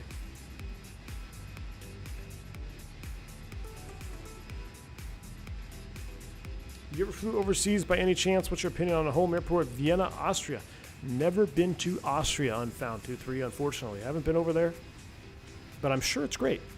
Do you still fly the fly-by-wire when you want to fly 320 Neo? Yes, and in fact, Bronze, we might be firing up the Neo here not too long, because I want to fly the Neo with the new thrust quadrant. So I'm thinking the next stream, we might be in the 146 in the next stream, so we might be back with the Honeycomb Bravo. There's a tiny little airport in the mountains that's only about 30 minutes from Lima that's been recommended in the Discord. So we're gonna fly that route. I think we're gonna take the 146 in there. It's got a really sketchy circling RNP approach. Oh my gosh, look at that terrain down there. Smash the absolute crap out of the like button for this view. But yeah, I think we'll be flying the 146 next. Let's either that or the 80. I don't know. I'm having a hard time flying the Leonardo. I know the systems are great. I don't know. I'm just having a hard time with the immersion. Maybe I got to pick up the FT Sim sound pack. Cusco, yeah, that's the one. Cusco SPZO, yep. CVG, man, CVG is alright. I haven't been there in a while, though. Cincinnati's alright. I believe it is at 11,000 feet, yes. Austria's an amazing approach with the Swiss Alps. Oh, yeah. We'll be going back to the whole, we got to do another Euro tour. We got to go to, like, the, up where SAS, where SAS operates, that whole region, like northeast of where we were last time. Callie Simmer, thank you so much for the $20 super chat, sir. He says, loving your stories, Captain. Happy I caught your stream today. Thank you for that monster super chat, Callie Simmer. I appreciate that very much, sir. I'm glad you're enjoying the content. Tell a couple fun little stories there. But yeah, welcome aboard, man. Thank you so much for that dono. I appreciate it very, very much. Matt Warren, what's going on? It says, I hope the flight is going well, V1. Currently taking the little ones to the Scottsdale Aquarium. Nice. Have you playing in the car? We'll get in some gas. Oh man, well, don't look at the meter when you're done, man. There are a lot of different Airbus side sticks for home sim, but what about Boeing yokes? Blase Green, in my opinion, the best yoke you can get for the price is the Thrustmaster TCA yoke. And you know, it's not a sponsor plug at all, but I've used both the Honeycomb Alpha, I've used Satek yokes before, but the pendular motion of the Thrustmaster TCA yoke is gonna be where it's at. I really don't think there's a better one on the market for that price point. I mean, it's up there. It's $400. So, you know, $400 for a yoke or $650 for a Flightbox for the mini version. So it just depends on what you want more. I will say with the TCA yoke, I had to wrap mine because I didn't like the feeling of the plastic. The plastic felt, I hate saying this, but the plastic texture feels cheapy on the outside. You know, whereas if I touch the Throttletek plastic or the resin that's on the Throttletek, like when I come over here and I grab these thrust levers or any of these parts here, they don't feel cheapy. That doesn't feel like a cheap texture. It's a hard resin. It's a smooth resin. It feels very similar to the real airplane. If not, the thrust levers feel almost identical to the real airplane. The TCA yoke, as awesome as it is internally, and as much as I love flying with it, I actually wrapped my yoke with a little bit of over grip for like tennis tape because the slick plastic was just I didn't love it. So I think they kind of missed the beat there with wrapping it. If they would have wrapped it, I would have been, it's 10 for 10. But I'll give the TCA yoke like a 9.5 out of 10 because that pendular axis is game changing. and it makes flying the Boeings very, very nice, very enjoyable. And any airplane that's yoke-driven, honestly. You may cringe, but I've been flying the Cessna 310 a lot with the Boeing yoke, and I really like it. There is a payroll airport, but not mine. Jeff, I will check it out, Jeff. I'll see if it's worth it or not. I picked up the freeware for Lima. Look at these mountains down here, guys. Oh my. Oh my, look at these views. Look at these views down here, yo. This is just a beautiful part of the world. I seriously need to come. I need to come on vacation to South America for sure. $82 to fill up your pilot last night? Shaq. I spent $127 the other day. And I wasn't even completely empty. I do have diesel, but I feel your pain, man. I'm waiting for the PMDG 73800. Oh, yeah.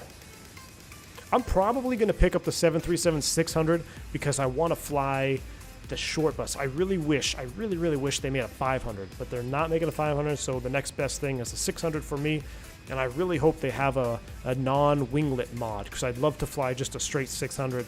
I'll put some old 500 liveries on it, or 400 liveries on it, 300 liveries on it even. Do I use the Google Map replacement mod? I do not. Do not. And the reason I don't, and this is it's going to sound kind of weird, but I don't want to use any visual enhancement mods or any mods that I can get away with because I feel like with the amount of updates that Microsoft pushes out, it's just there's too much room for error and something will become incompatible and then your game's going to start crashing.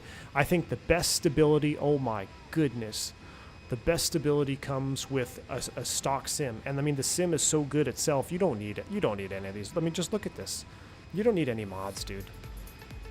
Just fly the sim. Spend your money on airports and airplanes and peripherals, and I think you're really going to enjoy it. Now, I will say, a lot of you have been asking me the FS Realistic. I do have FS Realistic. I think it's priced a little bit steep, I'm going to be honest with you. But if you like GA flying, it makes a big difference for GA flying. Makes a big difference for GA. And I do have a realistic 320 profile. I've tweaked it a couple times now. You can download it on the cloud. Just search for V1. And it's not as dramatic. You know, there's a lot of 320 profiles that are too dramatic, in my opinion. The airplane doesn't shake when you thrust up. It doesn't shake when it starts. It actually doesn't move as much as you may think. So it may not be as enhanced as you like, but I've got it to try to be as realistic as possible for the FS Realistic profile. Am I excited for the 380? I'll do a couple short hops in it. I mean, here's the thing. I'm going to fly it because it'll be cool to fly an A380, no doubt. But, I mean, it's a 380, man. It was an airplane that just missed the beat. Look at that. I want to go fish that lake right there. What lake is that? I want that lake. I bet she's got some good fishing in it. I bet that has some good fishing in it. Oh, yes. Look at this view here. Thoughts on the A320? I think it's a great airplane, man. I'd love to see one in the sim. 127, what do you drive, a Mack truck? Well, you are in Texas, so I expect some truck with a drop-down ladder. No drop-down ladder, Shaq, but it is a truck. I do a lot of towing.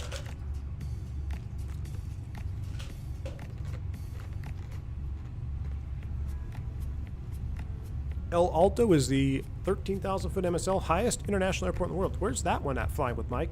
Where's El Alto? I've done Lowy. It's beautiful, definitely.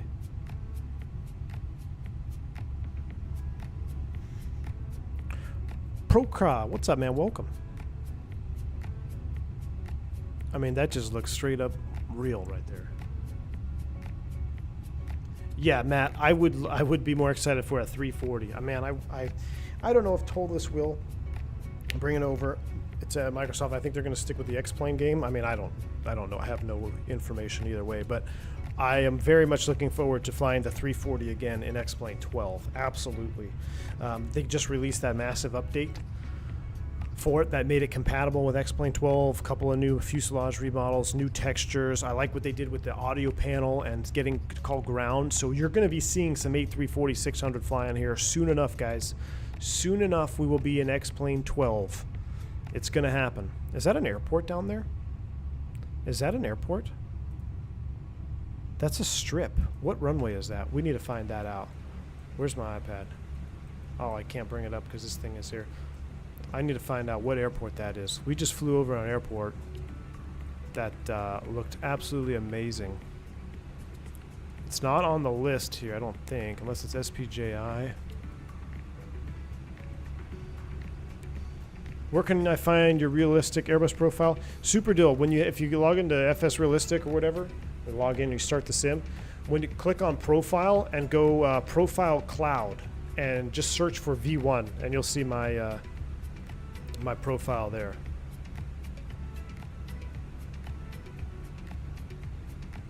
Christian, exactly.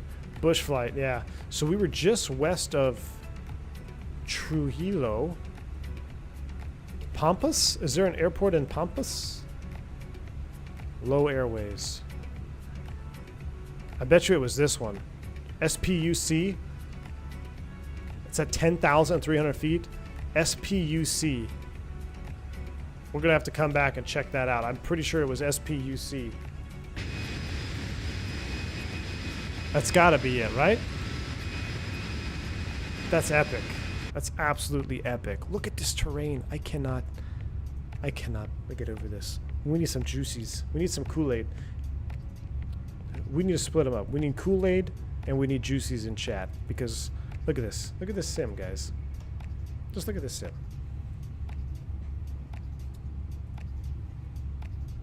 Steve, thank you. Yeah, you wrote it down. Yeah, well, I'm going to have to check it out. We'll be back. We'll be back there in an all-white 310 Barry Seal style. Al W, what's going on, man? Welcome to the stream. Almost summer, 102 degrees. Al, you're absolutely right, man.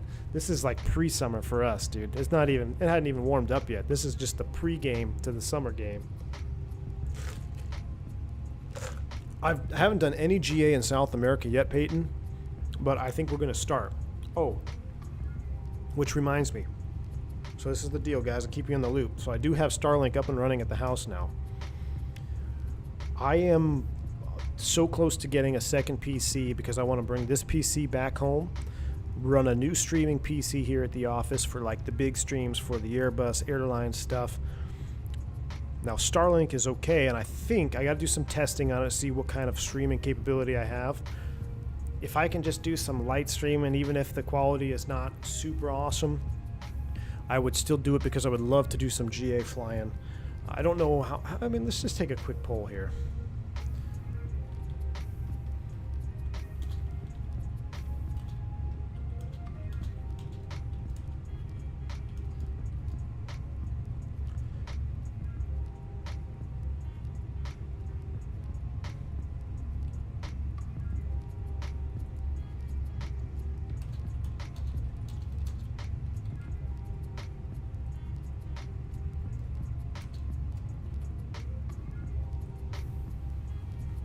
See, because the reason I haven't done too many GA stuff is because I know this channel is pretty much founded on tube liner flying, so I try to stay true to the viewers. But I gotta admit to you guys, I'm absolutely loving flying GA stuff in Microsoft. I really am. As a matter of fact, I got 310 throttles just for my 310 for the Bravo, so absolutely loving it.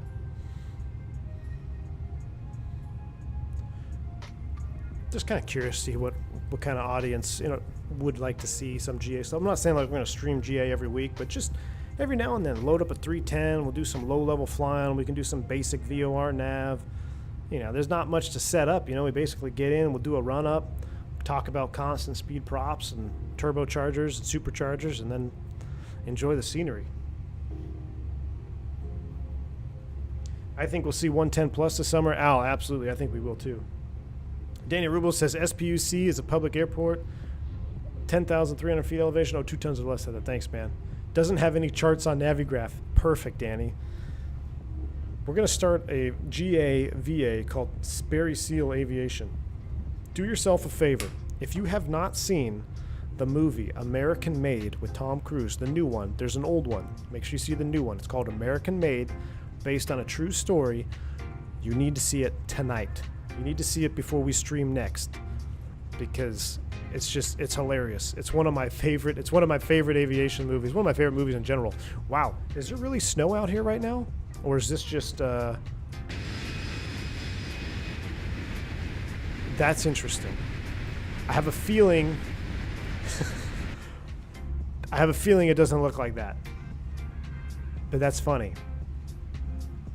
But you do need to see American Made. Just for the flying scenes alone.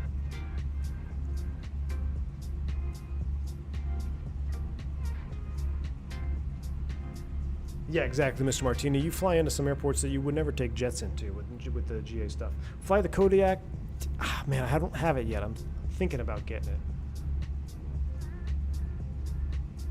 Oh, it is. Yeah, it is. We are south of the equator. But I feel like there would be more. Why would it just be here unless it snowed just right here? Everything else was green. Oh my, look at that. June 26, 1980, the high of 119 degrees. Oh my. Do you miss the King Air 350, Jeremy? I do indeed. In fact, everyone said, like, what's the first airplane you're going to fly, an X-Plane 12? Shoot, man. If the King Air is compatible, I might be taking the King Air up for the first flight, Jeremy. So it may have some snow. All right. Maybe there was a snow shower here that we didn't know about. So this is another... I kind of talked about this, I think, on the last stream. You know, people will ask me, what sim do you like better? And X-Plane has the better flight model, right? At what point does the environment that you fly in, and when I say environment, I mean the atmospherics, the clouds, the visuals of the clouds, the impacts of the clouds, the impacts of the environment itself, high density altitude, high temperature, rain on the tarmac, and high saturation illuminating your landing lights. At what point does the environment that you fly in begin to supersede your want for the utmost best flight model possible? And the way I think of this is like, so an X-Plane definitely has a superior flight model. There's no doubt about it, right? Everything in X-Plane, not everything, but airplanes can fly so good in X-Plane. It is the superior flight model. And what we've lacked for in visuals, the sim has made up for in its flight model characteristics and its ability to do spins and VMC demos and all this stuff. But is there a point that the environment that you fly in becomes so good that you're actually willing to accept a little bit lesser flight model for a better environment to fly in? I don't know. You know, I think it's an interesting conversation to be had. I'd like to see XP72 and Blue Games tackle that on the Blue Experience. Be like, is there a point where the visuals and the environment can become so good that you're like, you know what? I like flying this better, even though I can't spin this airplane per se. You know, because that's the thing. I can't spin airplanes in Microsoft. It's very hard to spin them, like light GA twins and stuff. And MC, you're right, because you're on autopilot a lot of the time, right? So most casual simmers are just going to be flying A to B. The flight model, as long as the flight model from A to B is good, you know, what, are you willing to accept that and have a better environment to fly in? I don't know. And what made me start thinking about this is I've been doing some group flights, GA, with some of the members in the Discord, and we'll be flying together in our 310s and Piper Arrows, and we see the same clouds, we get the same weather. Last example I had, we were all descending into, I think it was Santa Barbara in California, and it was smooth air. Everything was beautiful, it was smooth. And then one of our guys was out front. He said, oh, it's going to get bumpy when you start your descent at a 3,000. And sure enough, as soon as I started descending at a 3,000 feet right behind him, I started picking up the same turbulence that he had. You know, so it's a living, breathing environment that we're flying in, which is so dynamic. And you guys saw on the last stream that we did, you know, I flew in and we had a beautiful visual approach almost. We saw the runway, but there was rain moving in. And by the time we were in replay mode, the rain had moved in. It was raining. The visibility had dropped. So, I mean, I'm getting to that point now where I'm thinking, you know, this environment that we fly in is really taking, you know, I don't know, it's really elevating the sim to levels that I didn't expect to be that excited about. Because, you know, we had decent weather in X-Plane. We had to have all these plugins to make it work, but when you got it to work, it was good. But anytime there was a shortfall in a visual or a weather or a 2D cloud, it was like, okay, well, the flight model, I know I'm flying something that is amazingly well modeled. But where is that balance, you know? I think it's an interesting topic. I'm not saying you need to go one way or the other. I just think it's an interesting discussion. How do members find out about group flights? Want to join? Jeff, just make sure you periodically check the members-only voice section in the Discord, man. If we're in there, that's when we're flying. You know, if we're in the members-only voice, we'll be in there flying, and that's pretty much it. We've been doing it pretty much every other day. I don't know if I'll be able to do one today after the stream, but I'm in love with the GA flying in Microsoft. I really am. All right, I'm going to end the poll. Looks like, yeah, 1 or 2 here and there. So if I combine the 1 and 2 and the yes votes, we're about 88%. All right. We might see some GA stuff here, just 1 or 2. Let's go ahead and set up for top of a descent. Christie's already on top of it here. What are we doing? What's our arrival we're on here? We're on the ILRO. I thought we're on the ILRO. Here it is. ILROL 4. And we're connected up. So we're going to get a descent and maintain as the bottom at Lobus, which is 2,100. Is that in meters? No, I think it's in feet. 2,100 feet. 2,100 is set. Enter destination data. We shall do that. Descent speed, we'll do 7.9 and 330. We are 20 miles out. Let's look at our approach. So we'll keep the ILROL 4 up.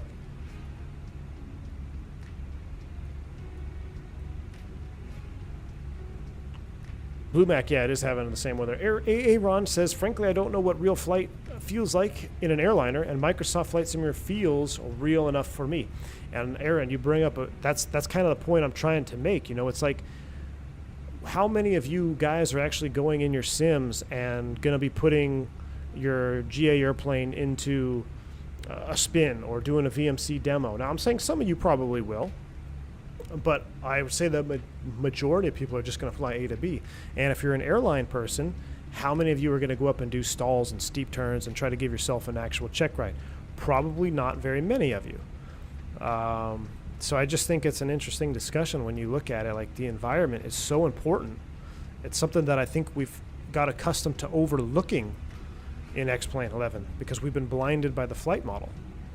All right, let's go ahead and set these to below mode. We're going to start on down. We're going to thrust back. Just coming back. Listen to those engines spool down.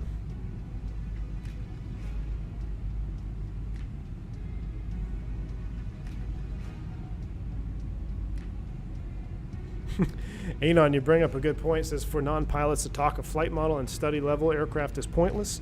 Nobody is running out to watch anything on VHS, even if it's the best film of all time. Once it's 4K, you can't go back. Good point, Anon. Good point. What did Max say? Says, I think what kills Microsoft for me is the camera and replay function. Very petty, but it's still finicky. Max, you're not alone with that, man, and I agree with you. I brought that up in the last stream. I said, you know, it's so good. The sim is so good in so many ways, but then it does the stupidest little things to just ruin it for you. Replay mode, user interface, keyboard bindings and mappings and profiles. Like, the smallest stupid things can absolutely ruin the user experience, you know, which is, it's a shame. And I've been pretty fortunate right now that I haven't had any of the stability issues or whatnot, but I don't disagree with you there either, Max. You know, the replay system in X-Plane was absolutely the best thing we had ever. What is it, SPJC? Yeah, SPJC. But for replay, I do suggest you check out Flight Recorder. It's the one I use. I think it's pretty good. It's pretty stable. As long as you turn the airplane back on after you shut down, it'll do the approach just fine. It'll show you your flaps and everything. So I'm kind of getting over the replay function because of FS Recorder, but I'm not making excuses for the sim. I think it definitely needs major improvements there. All right, what's 1012 in North America speak? 1012 is 29er88. All right, 2988, 246 on the barrel. It's a simple straight-in ILS. We're going to shut everything off when we get down there. We're going to hand fly it. We're going to put the Throttletek to the maximum test. 170 at 10. What runway are we landing on? Oh, yeah, 16. Beautiful. No significant weather. Overcast 1400. Hand-flowing ILS is coming up at you. Hand-flowing ILS. No auto thrust. Manual brakes. Full flaps. No questions. Consider yourself briefed. Let's enjoy some more of these views before we get down into the flatlands. I don't know what side is better to look out of. Oh, man.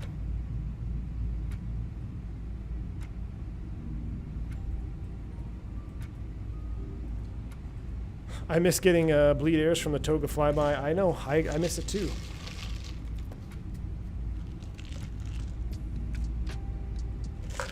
Smitty, what's going on, man? Welcome to the stream. This is Good Day Captain. You mentioned Starlink. I have it as well. Make sure you have 0 obstructions when you place the antenna. Any obstructions will cause interruptions. Smitty, very good to know. Thank you, sir. Right now, I just got mine a few days ago, so I literally have it sitting out on my my deck of my upstairs, and I have it placed on a table, and it seems to be okay. But I'm gonna take your advice, and I'm gonna put it right smack dab on the top of the roof, so there is no obstructions anywhere, just to be safe. Right now, it seems to be okay. But I haven't had enough time to really start testing it. But I'll tell you this, I mean, it is a huge improvement over what I get. So just for people who don't understand, like I pay about $160 US for 10 megabytes down and two up, I think, 2 or 3 up. And that's not guaranteed speed. That's just, most of the time it's less than 10 down and about 1.5 up. I threw in the Starlink the other day. I did a speed test. I was getting 100 down and like 15 up. So obviously there's going to be some latency issues and stuff like that I want to do some further testing. I don't know if it'll be fully streamable, but man, the adjustment in speed has been absolutely awesome.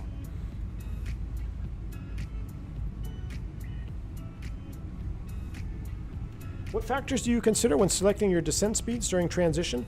Ricardo Hot Brakes, great name, and I consider the air condition. So, air condition, that sounded bad. Wasn't very technical of me. The ride, or if there's any turbulence out in front of me, right? So if we're cost indexed at a high cost index, the airplane is going to set up a descent speed close to 340 knots, which it is fine. You can descend at 340 knots. And here's the thing, there's a little something going on here with the econ descent mode. You see we're at the bottom of the window. In real life, the airplane would be pretty much at the speed target or slightly above it. But the problem with a high-speed descent and a high-cost index descent is you're going to be very close to this red line, or the never exceed speed. And if the air is smooth, that's fine. But if it's turbulent, it is very likely that you will actually get bumped in and over the red line, and you will overspeed the aircraft. So if I just as a habit, 330 is kind of my safe zone. That's kind of my go-to. If I know there's going to be turbulence, I'll put it down to like 300 or 310. If I know for a fact it's smooth as glass and it's go home leg, we'll leave it at 340. We'll come on down. But that's the biggest factor really is what the air condition is like. Now, if I am behind on a descent, it's always better to be a little bit slower, because then I can speed up to catch my vertical profile too, if that makes sense, right? So if I'm doing 300 knots on a descent and maybe the controller comes up and says, hey, can you make this restriction at X altitude? I can speed up and increase my rate of descent drastically, whereas if I'm already pegged out and they come up with a restriction, I really can't do much more than what the airplane's already doing. So It's just kind of that old phrase that I use a lot here. Situations are situational, right? There's other factors that come into play, but most of the time I'm just worried about the condition of the ride and the airplane coming down. Yeah, $160 per month is what I pay normally. And I think Starlink is about $110 a month. Steve says when it's 110 outside, your feet will stick to the roof a lot better. Oh, man.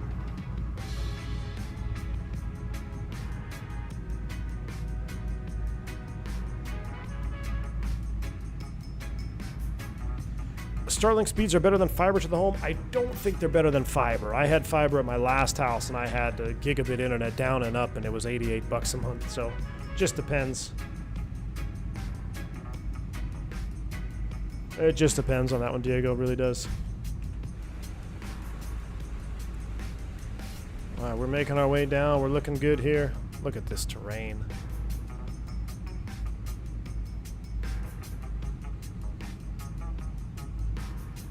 Well, why is it so expensive? When you live out in the country like I do, man, your options are limited. So what do companies do? They know that you're not going to go anywhere else. So they take advantage of you, really. Starlink is going to be a game changer for those who sail. Absolutely, Chris. Absolutely. We in Jamaica now. It seems that way, doesn't it, Jeff? This must have been on part of my Jamaica playlist. Need to bring XP back in the chat. How often are you prohibited from using reversers because noise abatement?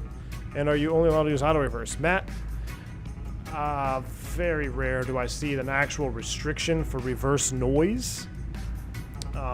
They promote idle reverse, but unless I'm landing on a runway that's in excess of 9,000 feet, I'm probably going to be going into full reverse unless I'm really light. But it all depends. It really does depend.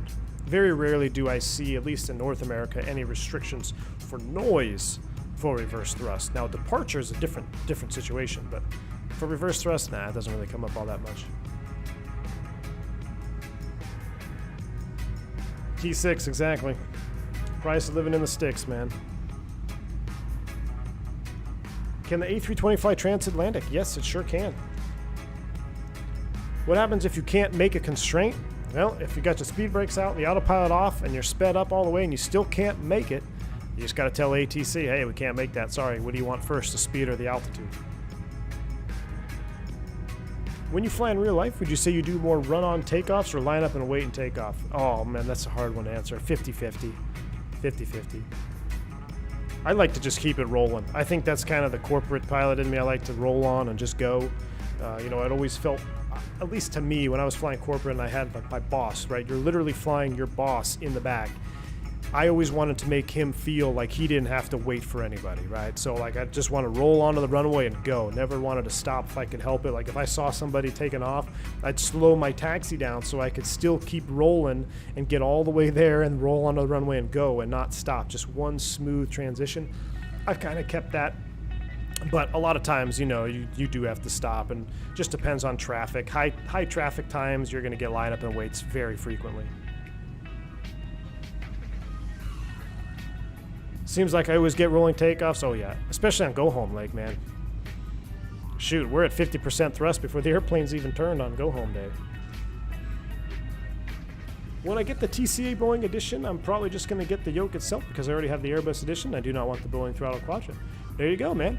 No, I just got the yoke itself, Blase Green, as well. I just got the yoke because I had the Honeycomb Bravo. Didn't need another throttle, so yeah. The yoke is good. You're going to love it, man.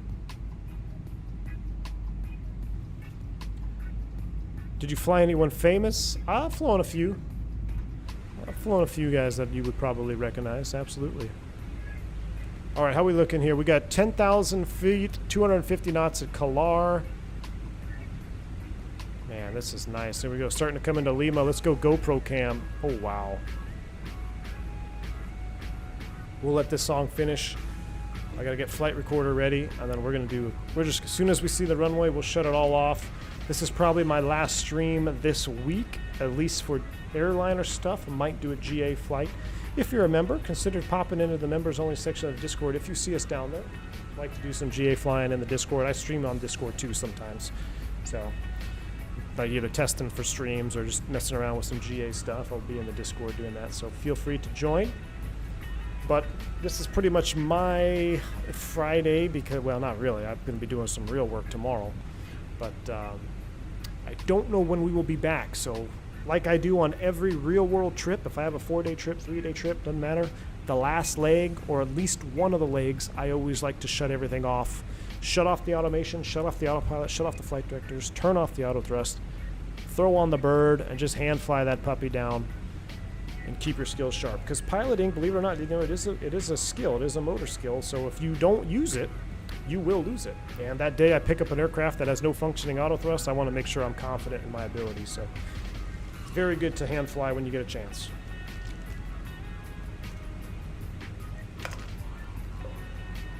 I got my Throttletek from Throttletek. Check them out in the description below, man. What's your favorite GA aircraft you'd like to own? Ooh. I'd like to own a 200 King Air Blackout engines, or Blackhawk. Was the Blackhawk mod? Or C90 GTI. Well, I don't know. It'd be some PT6. I'll tell you that. It'd be some PT6. I guess that's not really GA, huh? It's kind of like a... It's a little bit more than GA. I don't know. I was looking at King Air 200s last night to buy with a buddy, but that's not going to happen. Very, very expensive. All right, beautiful. Music is done. We'll close that. We'll turn up the sim sounds here. Get back into our realism mode.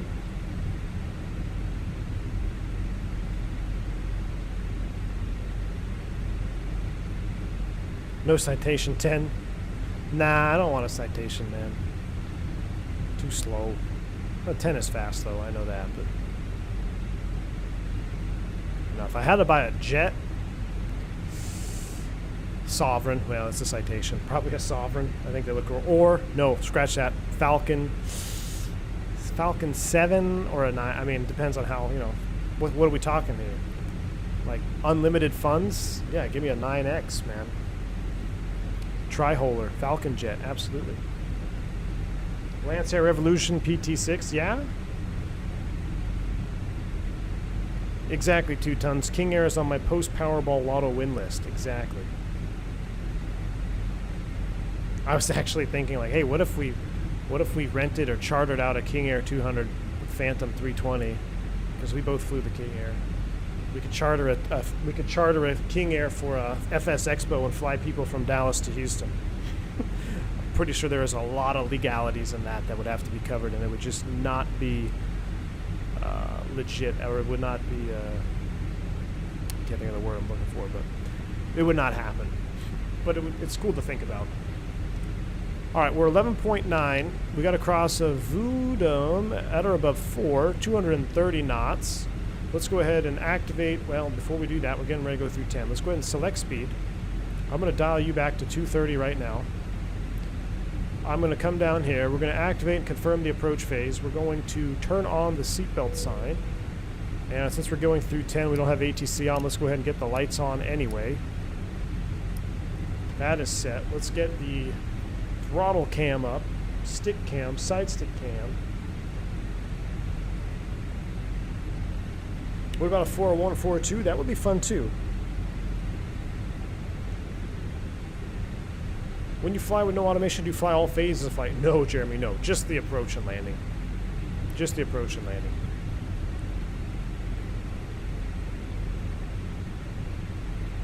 So we're slowing down nicely. That's at or above 4. Let's get our LS push buttons on too. I forgot to do that. Like I said, manual brakes. Should have done a landing distance assessment, but we got plenty of runway. We have plenty of runway down here. It's a long one. So we're landing runway 16, dry, apply, manual landing. Let's see, we are 130,000 pounds.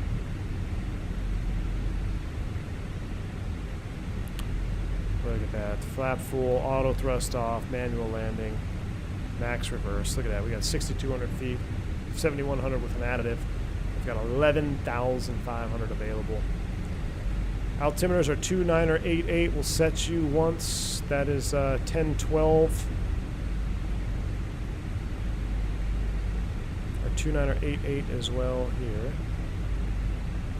2988.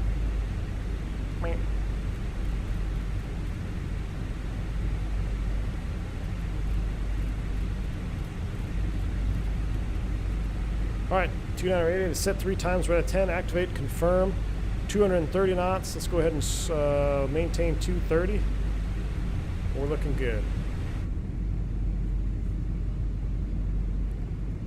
Look at that, from all that terrain to beautiful water.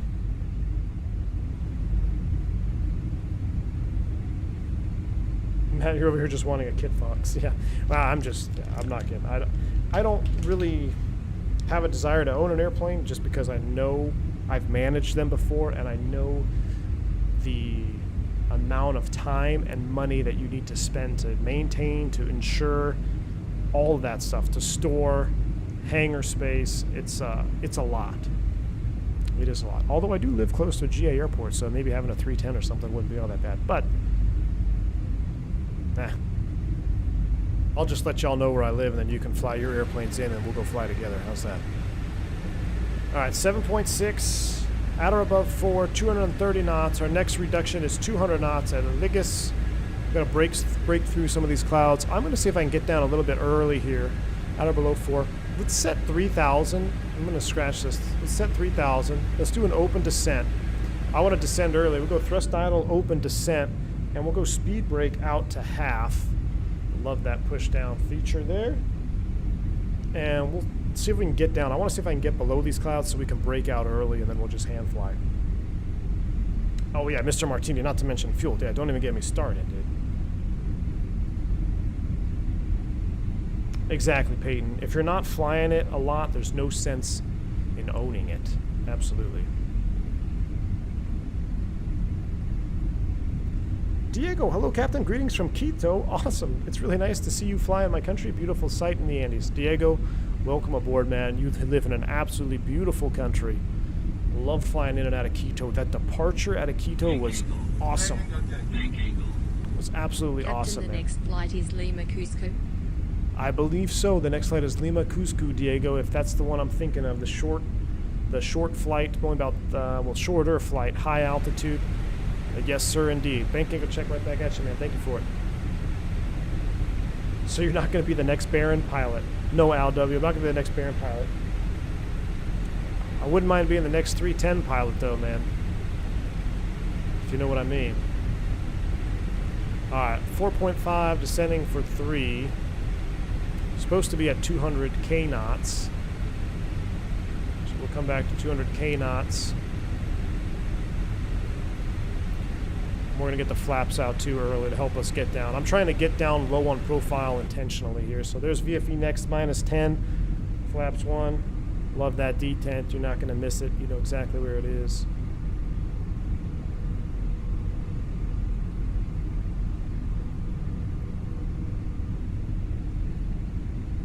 I live in Lima now and it's very cloudy. So this looks pretty realistic then, right, Diego? Awesome. Let's keep coming down to 2100. Because that's the final approach fixed altitude. 2100. I'm going to slow to 180. I'm also going to let the traffic know. Where are we landing? Lima traffic. Land 357. We're at a 3.3. About 2 miles from Lobos. We're slowing to 180. And we're setting up for the ILS 16 Lima. 180 knots. Let's go ahead and select flaps 2.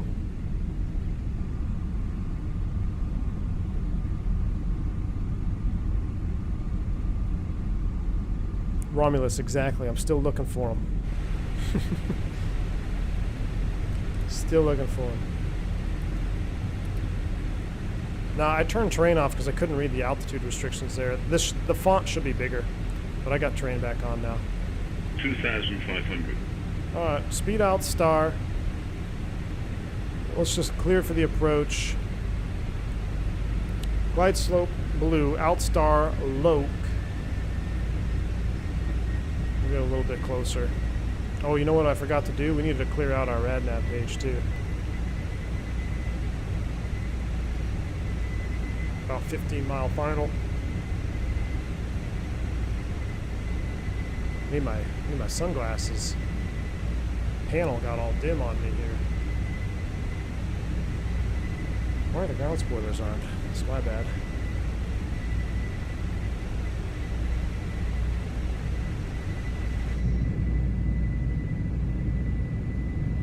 lATAM usually uses config 3 manual braking and vacate via Charlie.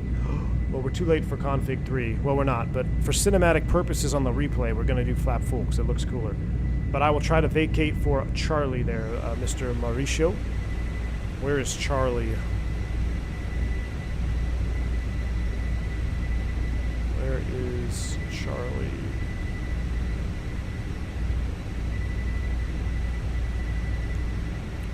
Vacate on taxiway Charlie, right there in the middle. Okay, second high speed off to the left. I'll float it a little bit. I'll go for the butter. Float it a little bit so we can make Charlie at flaps full. So we're pretty light. We could slow down and probably make alpha if we wanted to.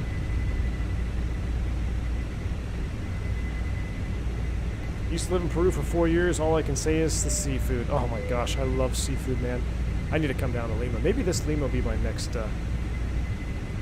vacation. Diego Vega, welcome to Private Pilot, sir. Exclamation point, welcome for your new perks on the channel.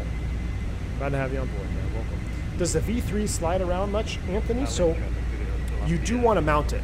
Or not mount it, but you do want to secure it. So what I've secured mine temporarily with a little sticky pad, but I'm thinking I'm probably going to put a little bracket or something in front and behind it so it won't move at all, so it just kind of fits in its own little box. But you do want to secure it because going into, especially like into the reverse detents, you actually do have to use some pressure to lift them up over the gates and get them back past the idle detent into the full detent. So yeah, you probably, I would highly suggest having some type of mounting solution. Recording is on, but I love it, man. All right, recording is on. I don't think we're going to see it, so let's just hand fly it anyway. There's our glide slope star. And we're going to do this. We're going to go... Oh, not yet. We're going to go flight director off. We'll leave the LS on. I'm going to go autopilot off. Flight director off. Give me the bird. Manage speed. Auto thrust is off. VFE next minus 10. I was going for the wrong handle. Flaps 3.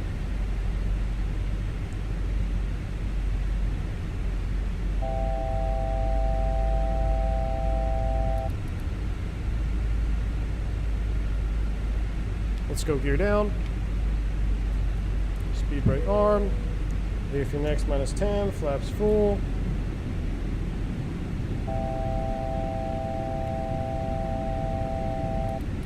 Why not loose?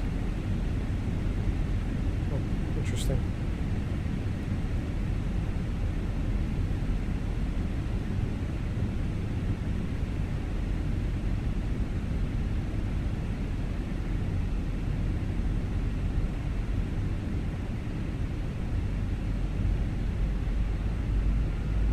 Came in here from the right. Go ahead and get back on that. A little bit low, correcting. Starting to see the reels out there. Or not the reels, the... 1,000. 1,000 feet stable. Runway's in sight. So I think there's a bug with the track diamond on this as well. The green track diamond doesn't seem to be very accurate. So let's see, so I'm on it now. I'm going to bring the green track diamond right over the final approach course. Let's see, maybe it is. Glide slope. I can see 2 red pappies out there, so this could be a scenario where the glide slope is off again because it's a freeware scenery. But we're visual, so we're going to ignore the glide slope. I can see 2 reds, 2 whites. We're going to follow the pappies down. I know the glide slope is flashing at me, but visual approach. 500. Let's see it out the window. We're bang on it. 500 feet, stable, down to land, clear to land. Let's do it. Right about, you know, in calm winds like this, 10 knots, just about 50% thrusts. 100 above.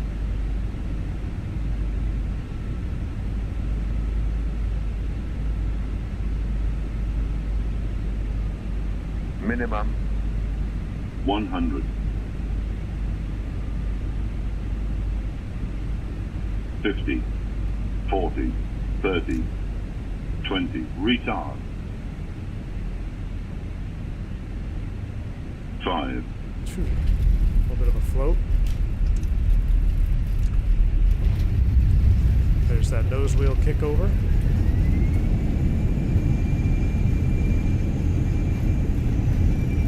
$70 knots. Idle reverse. We'll vacate Charlie. I think this is Charlie. Stow it. This is Charlie.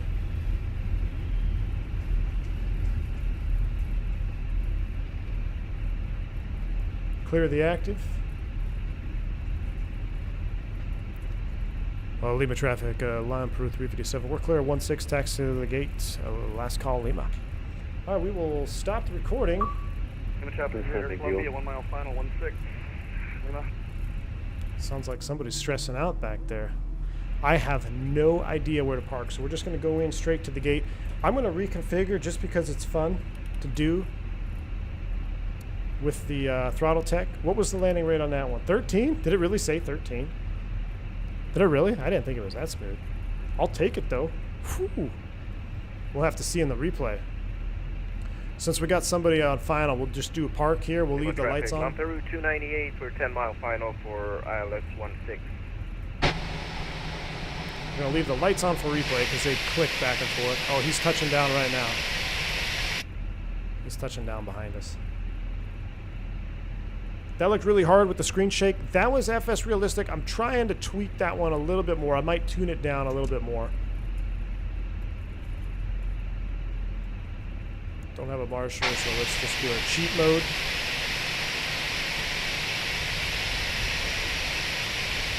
Boop. Brakes are set. And then we would shut her down, but we want to watch the replay. So I think, let's see.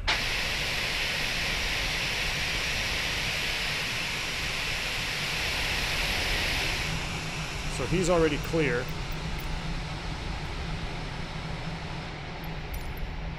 He's already clear.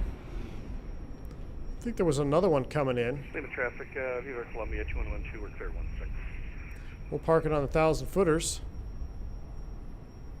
Let's see who's coming in here next.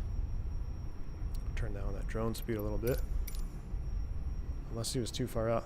Traffic on final. How far out are you now? 7 miles. 7 miles. He's probably doing, what, 3 miles a minute? So 2 minutes. Should we wait for him? We'll wait for him. Well, we got to see that replay. We got to analyze that. We got to see if that was truly... Was it really? It said minus 13? Nice. It was an intense... Lima's having a second runway really soon? Nice. Nice. But I got to tell you guys, just flying that approach with the hand throttle and having that space between, like, the up... Just, oh, my gosh. It is really... different, and it's much more like the real airplane. I mean, it's exactly like the real airplane, right? Because it's got the same throw, but it is so nice to be able to move and manipulate the thrust levers correctly. It's just, it's awesome. And then, like I said in the video, man, I love the parking brake scenario. Just being able to set and release brakes, so cool. Welcome to Jorge Chavez, located at the constitutional province of El Calo, at only 15 minutes from Lima. Excellent. Well, we're going to hop in the crew van. I hope there's a nice hotel down here.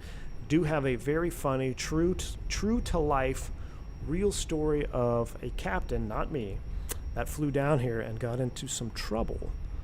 And I will probably save that story for the V1 After Dark podcast, which I know it's like, I don't even know when I put them out anymore. But I have one that's pretty much ready to go. I just have to do the cockpit confessional. And I think because we're in Lima, I'm going to do this one. But I won't give away the story, but end it this way is he missed his showtime to the airplane the next day because he had a little bit too much fun partying out there in Lima. And at some point, there were handcuffs involved. So I will save that story for the members only in the podcast. And I will be headed to the crew van here as soon as this guy lands. It is a required PA when landing at Lima. Interesting, Chisco, interesting. What flight planner would you recommend for beginners? SimBrief, Alex. I would use SimBrief and a combination of SkyVector. Kind of let SimBrief do it for you because it will automatically do it for you. And then use SkyVector to kind of see what's going on. Al, the landing rate typically pops up right here.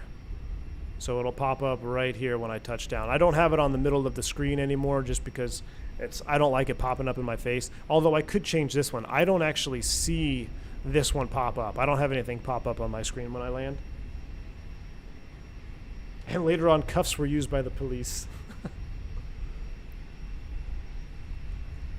All right, Christy, where you at? Do you know if Throttletek ships worldwide? Diego, I do not see why not.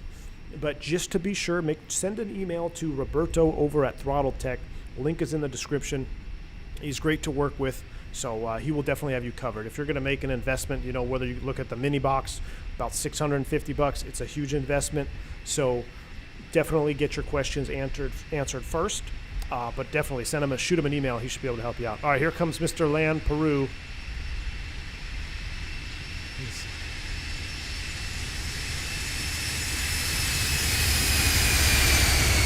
That was nice.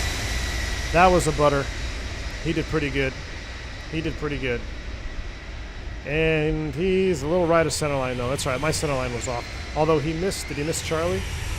Nope. Charlie's down here. Good deal. All right. Let's reconfigure for the replay. Let's take a look at that. I'm going to set flaps to full. We'll take a look at replay mode. I'll throw you guys in replay mode here. I will disconnect from VATSIM. Nice landing, man. Thanks, man. And let's go into replay mode. We'll pause sail for a second. Let's fast forward just a tad. Let's get a little bit closer. Ooh, there were some nice boats. All right, let's resume it from here. There's a runway. Lima traffic, line Peru, 298. Got to disconnect. All right, let's see. Let's see how we did. Key 6, the police were not the ones with the handcuffs. Plot twist. Plot twist. I may get in trouble. I will, no names, all the names in the story have been changed for security purposes. But it is a 100% verifiable true story. And yeah, I haven't really gone to Lima since that has happened, so I need to get back down here for real. Alright, so we're coming in. Let's see the touchdown.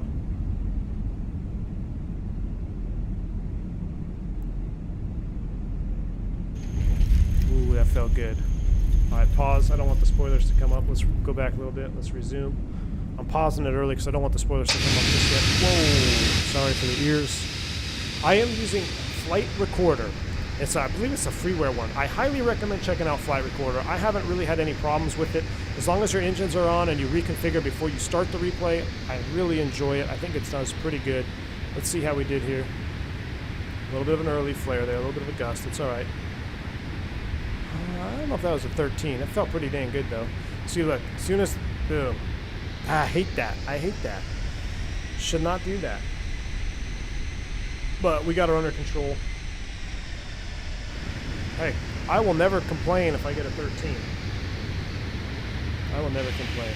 I'd say it's probably more in the range of a 130 if I had to be completely honest with y'all. But, ladies and gentlemen, that is going to wrap it up for us. That's going to wrap it up for the Phoenix for the next couple streams anyway. First and foremost, I do want to do a shout out to Roberto over at Throttletek.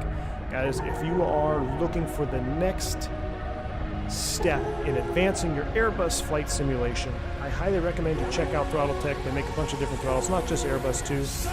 They make the mini box, which is a much more affordable version, and then they also make the Mac Daddy of them all. The Flightbox V3 is what we've been sporting here on stream. I enjoy it. I'm an Airbus guy at heart. I know a lot of you guys on the channel are, so if you're interested, check out Roberto over at Throttletek. Send him an email. All my donations, thank you so much, guys, for supporting the channel. You guys are absolutely awesome. This channel is powered 110% by you guys. You know, there are real bills that I pay here to run the channel and rent the office space and all that stuff. So I do appreciate all of the support that I get from you guys. All my mods and sponsors and everyone who flew with me today, Christy, Team Vodka, thank you guys. Everybody else that's been hanging out in chat, just chatting with me, chatting with us, enjoying the content, I love you just as much. Hit the like button for me on the way out. We already have more likes than viewers, so that is always nice to see. Until next time, guys, I may not see you until Monday, possibly, but we'll see what happens. Until then, stay safe, stay healthy, have a wonderful rest of your week. I will see you next time. See ya!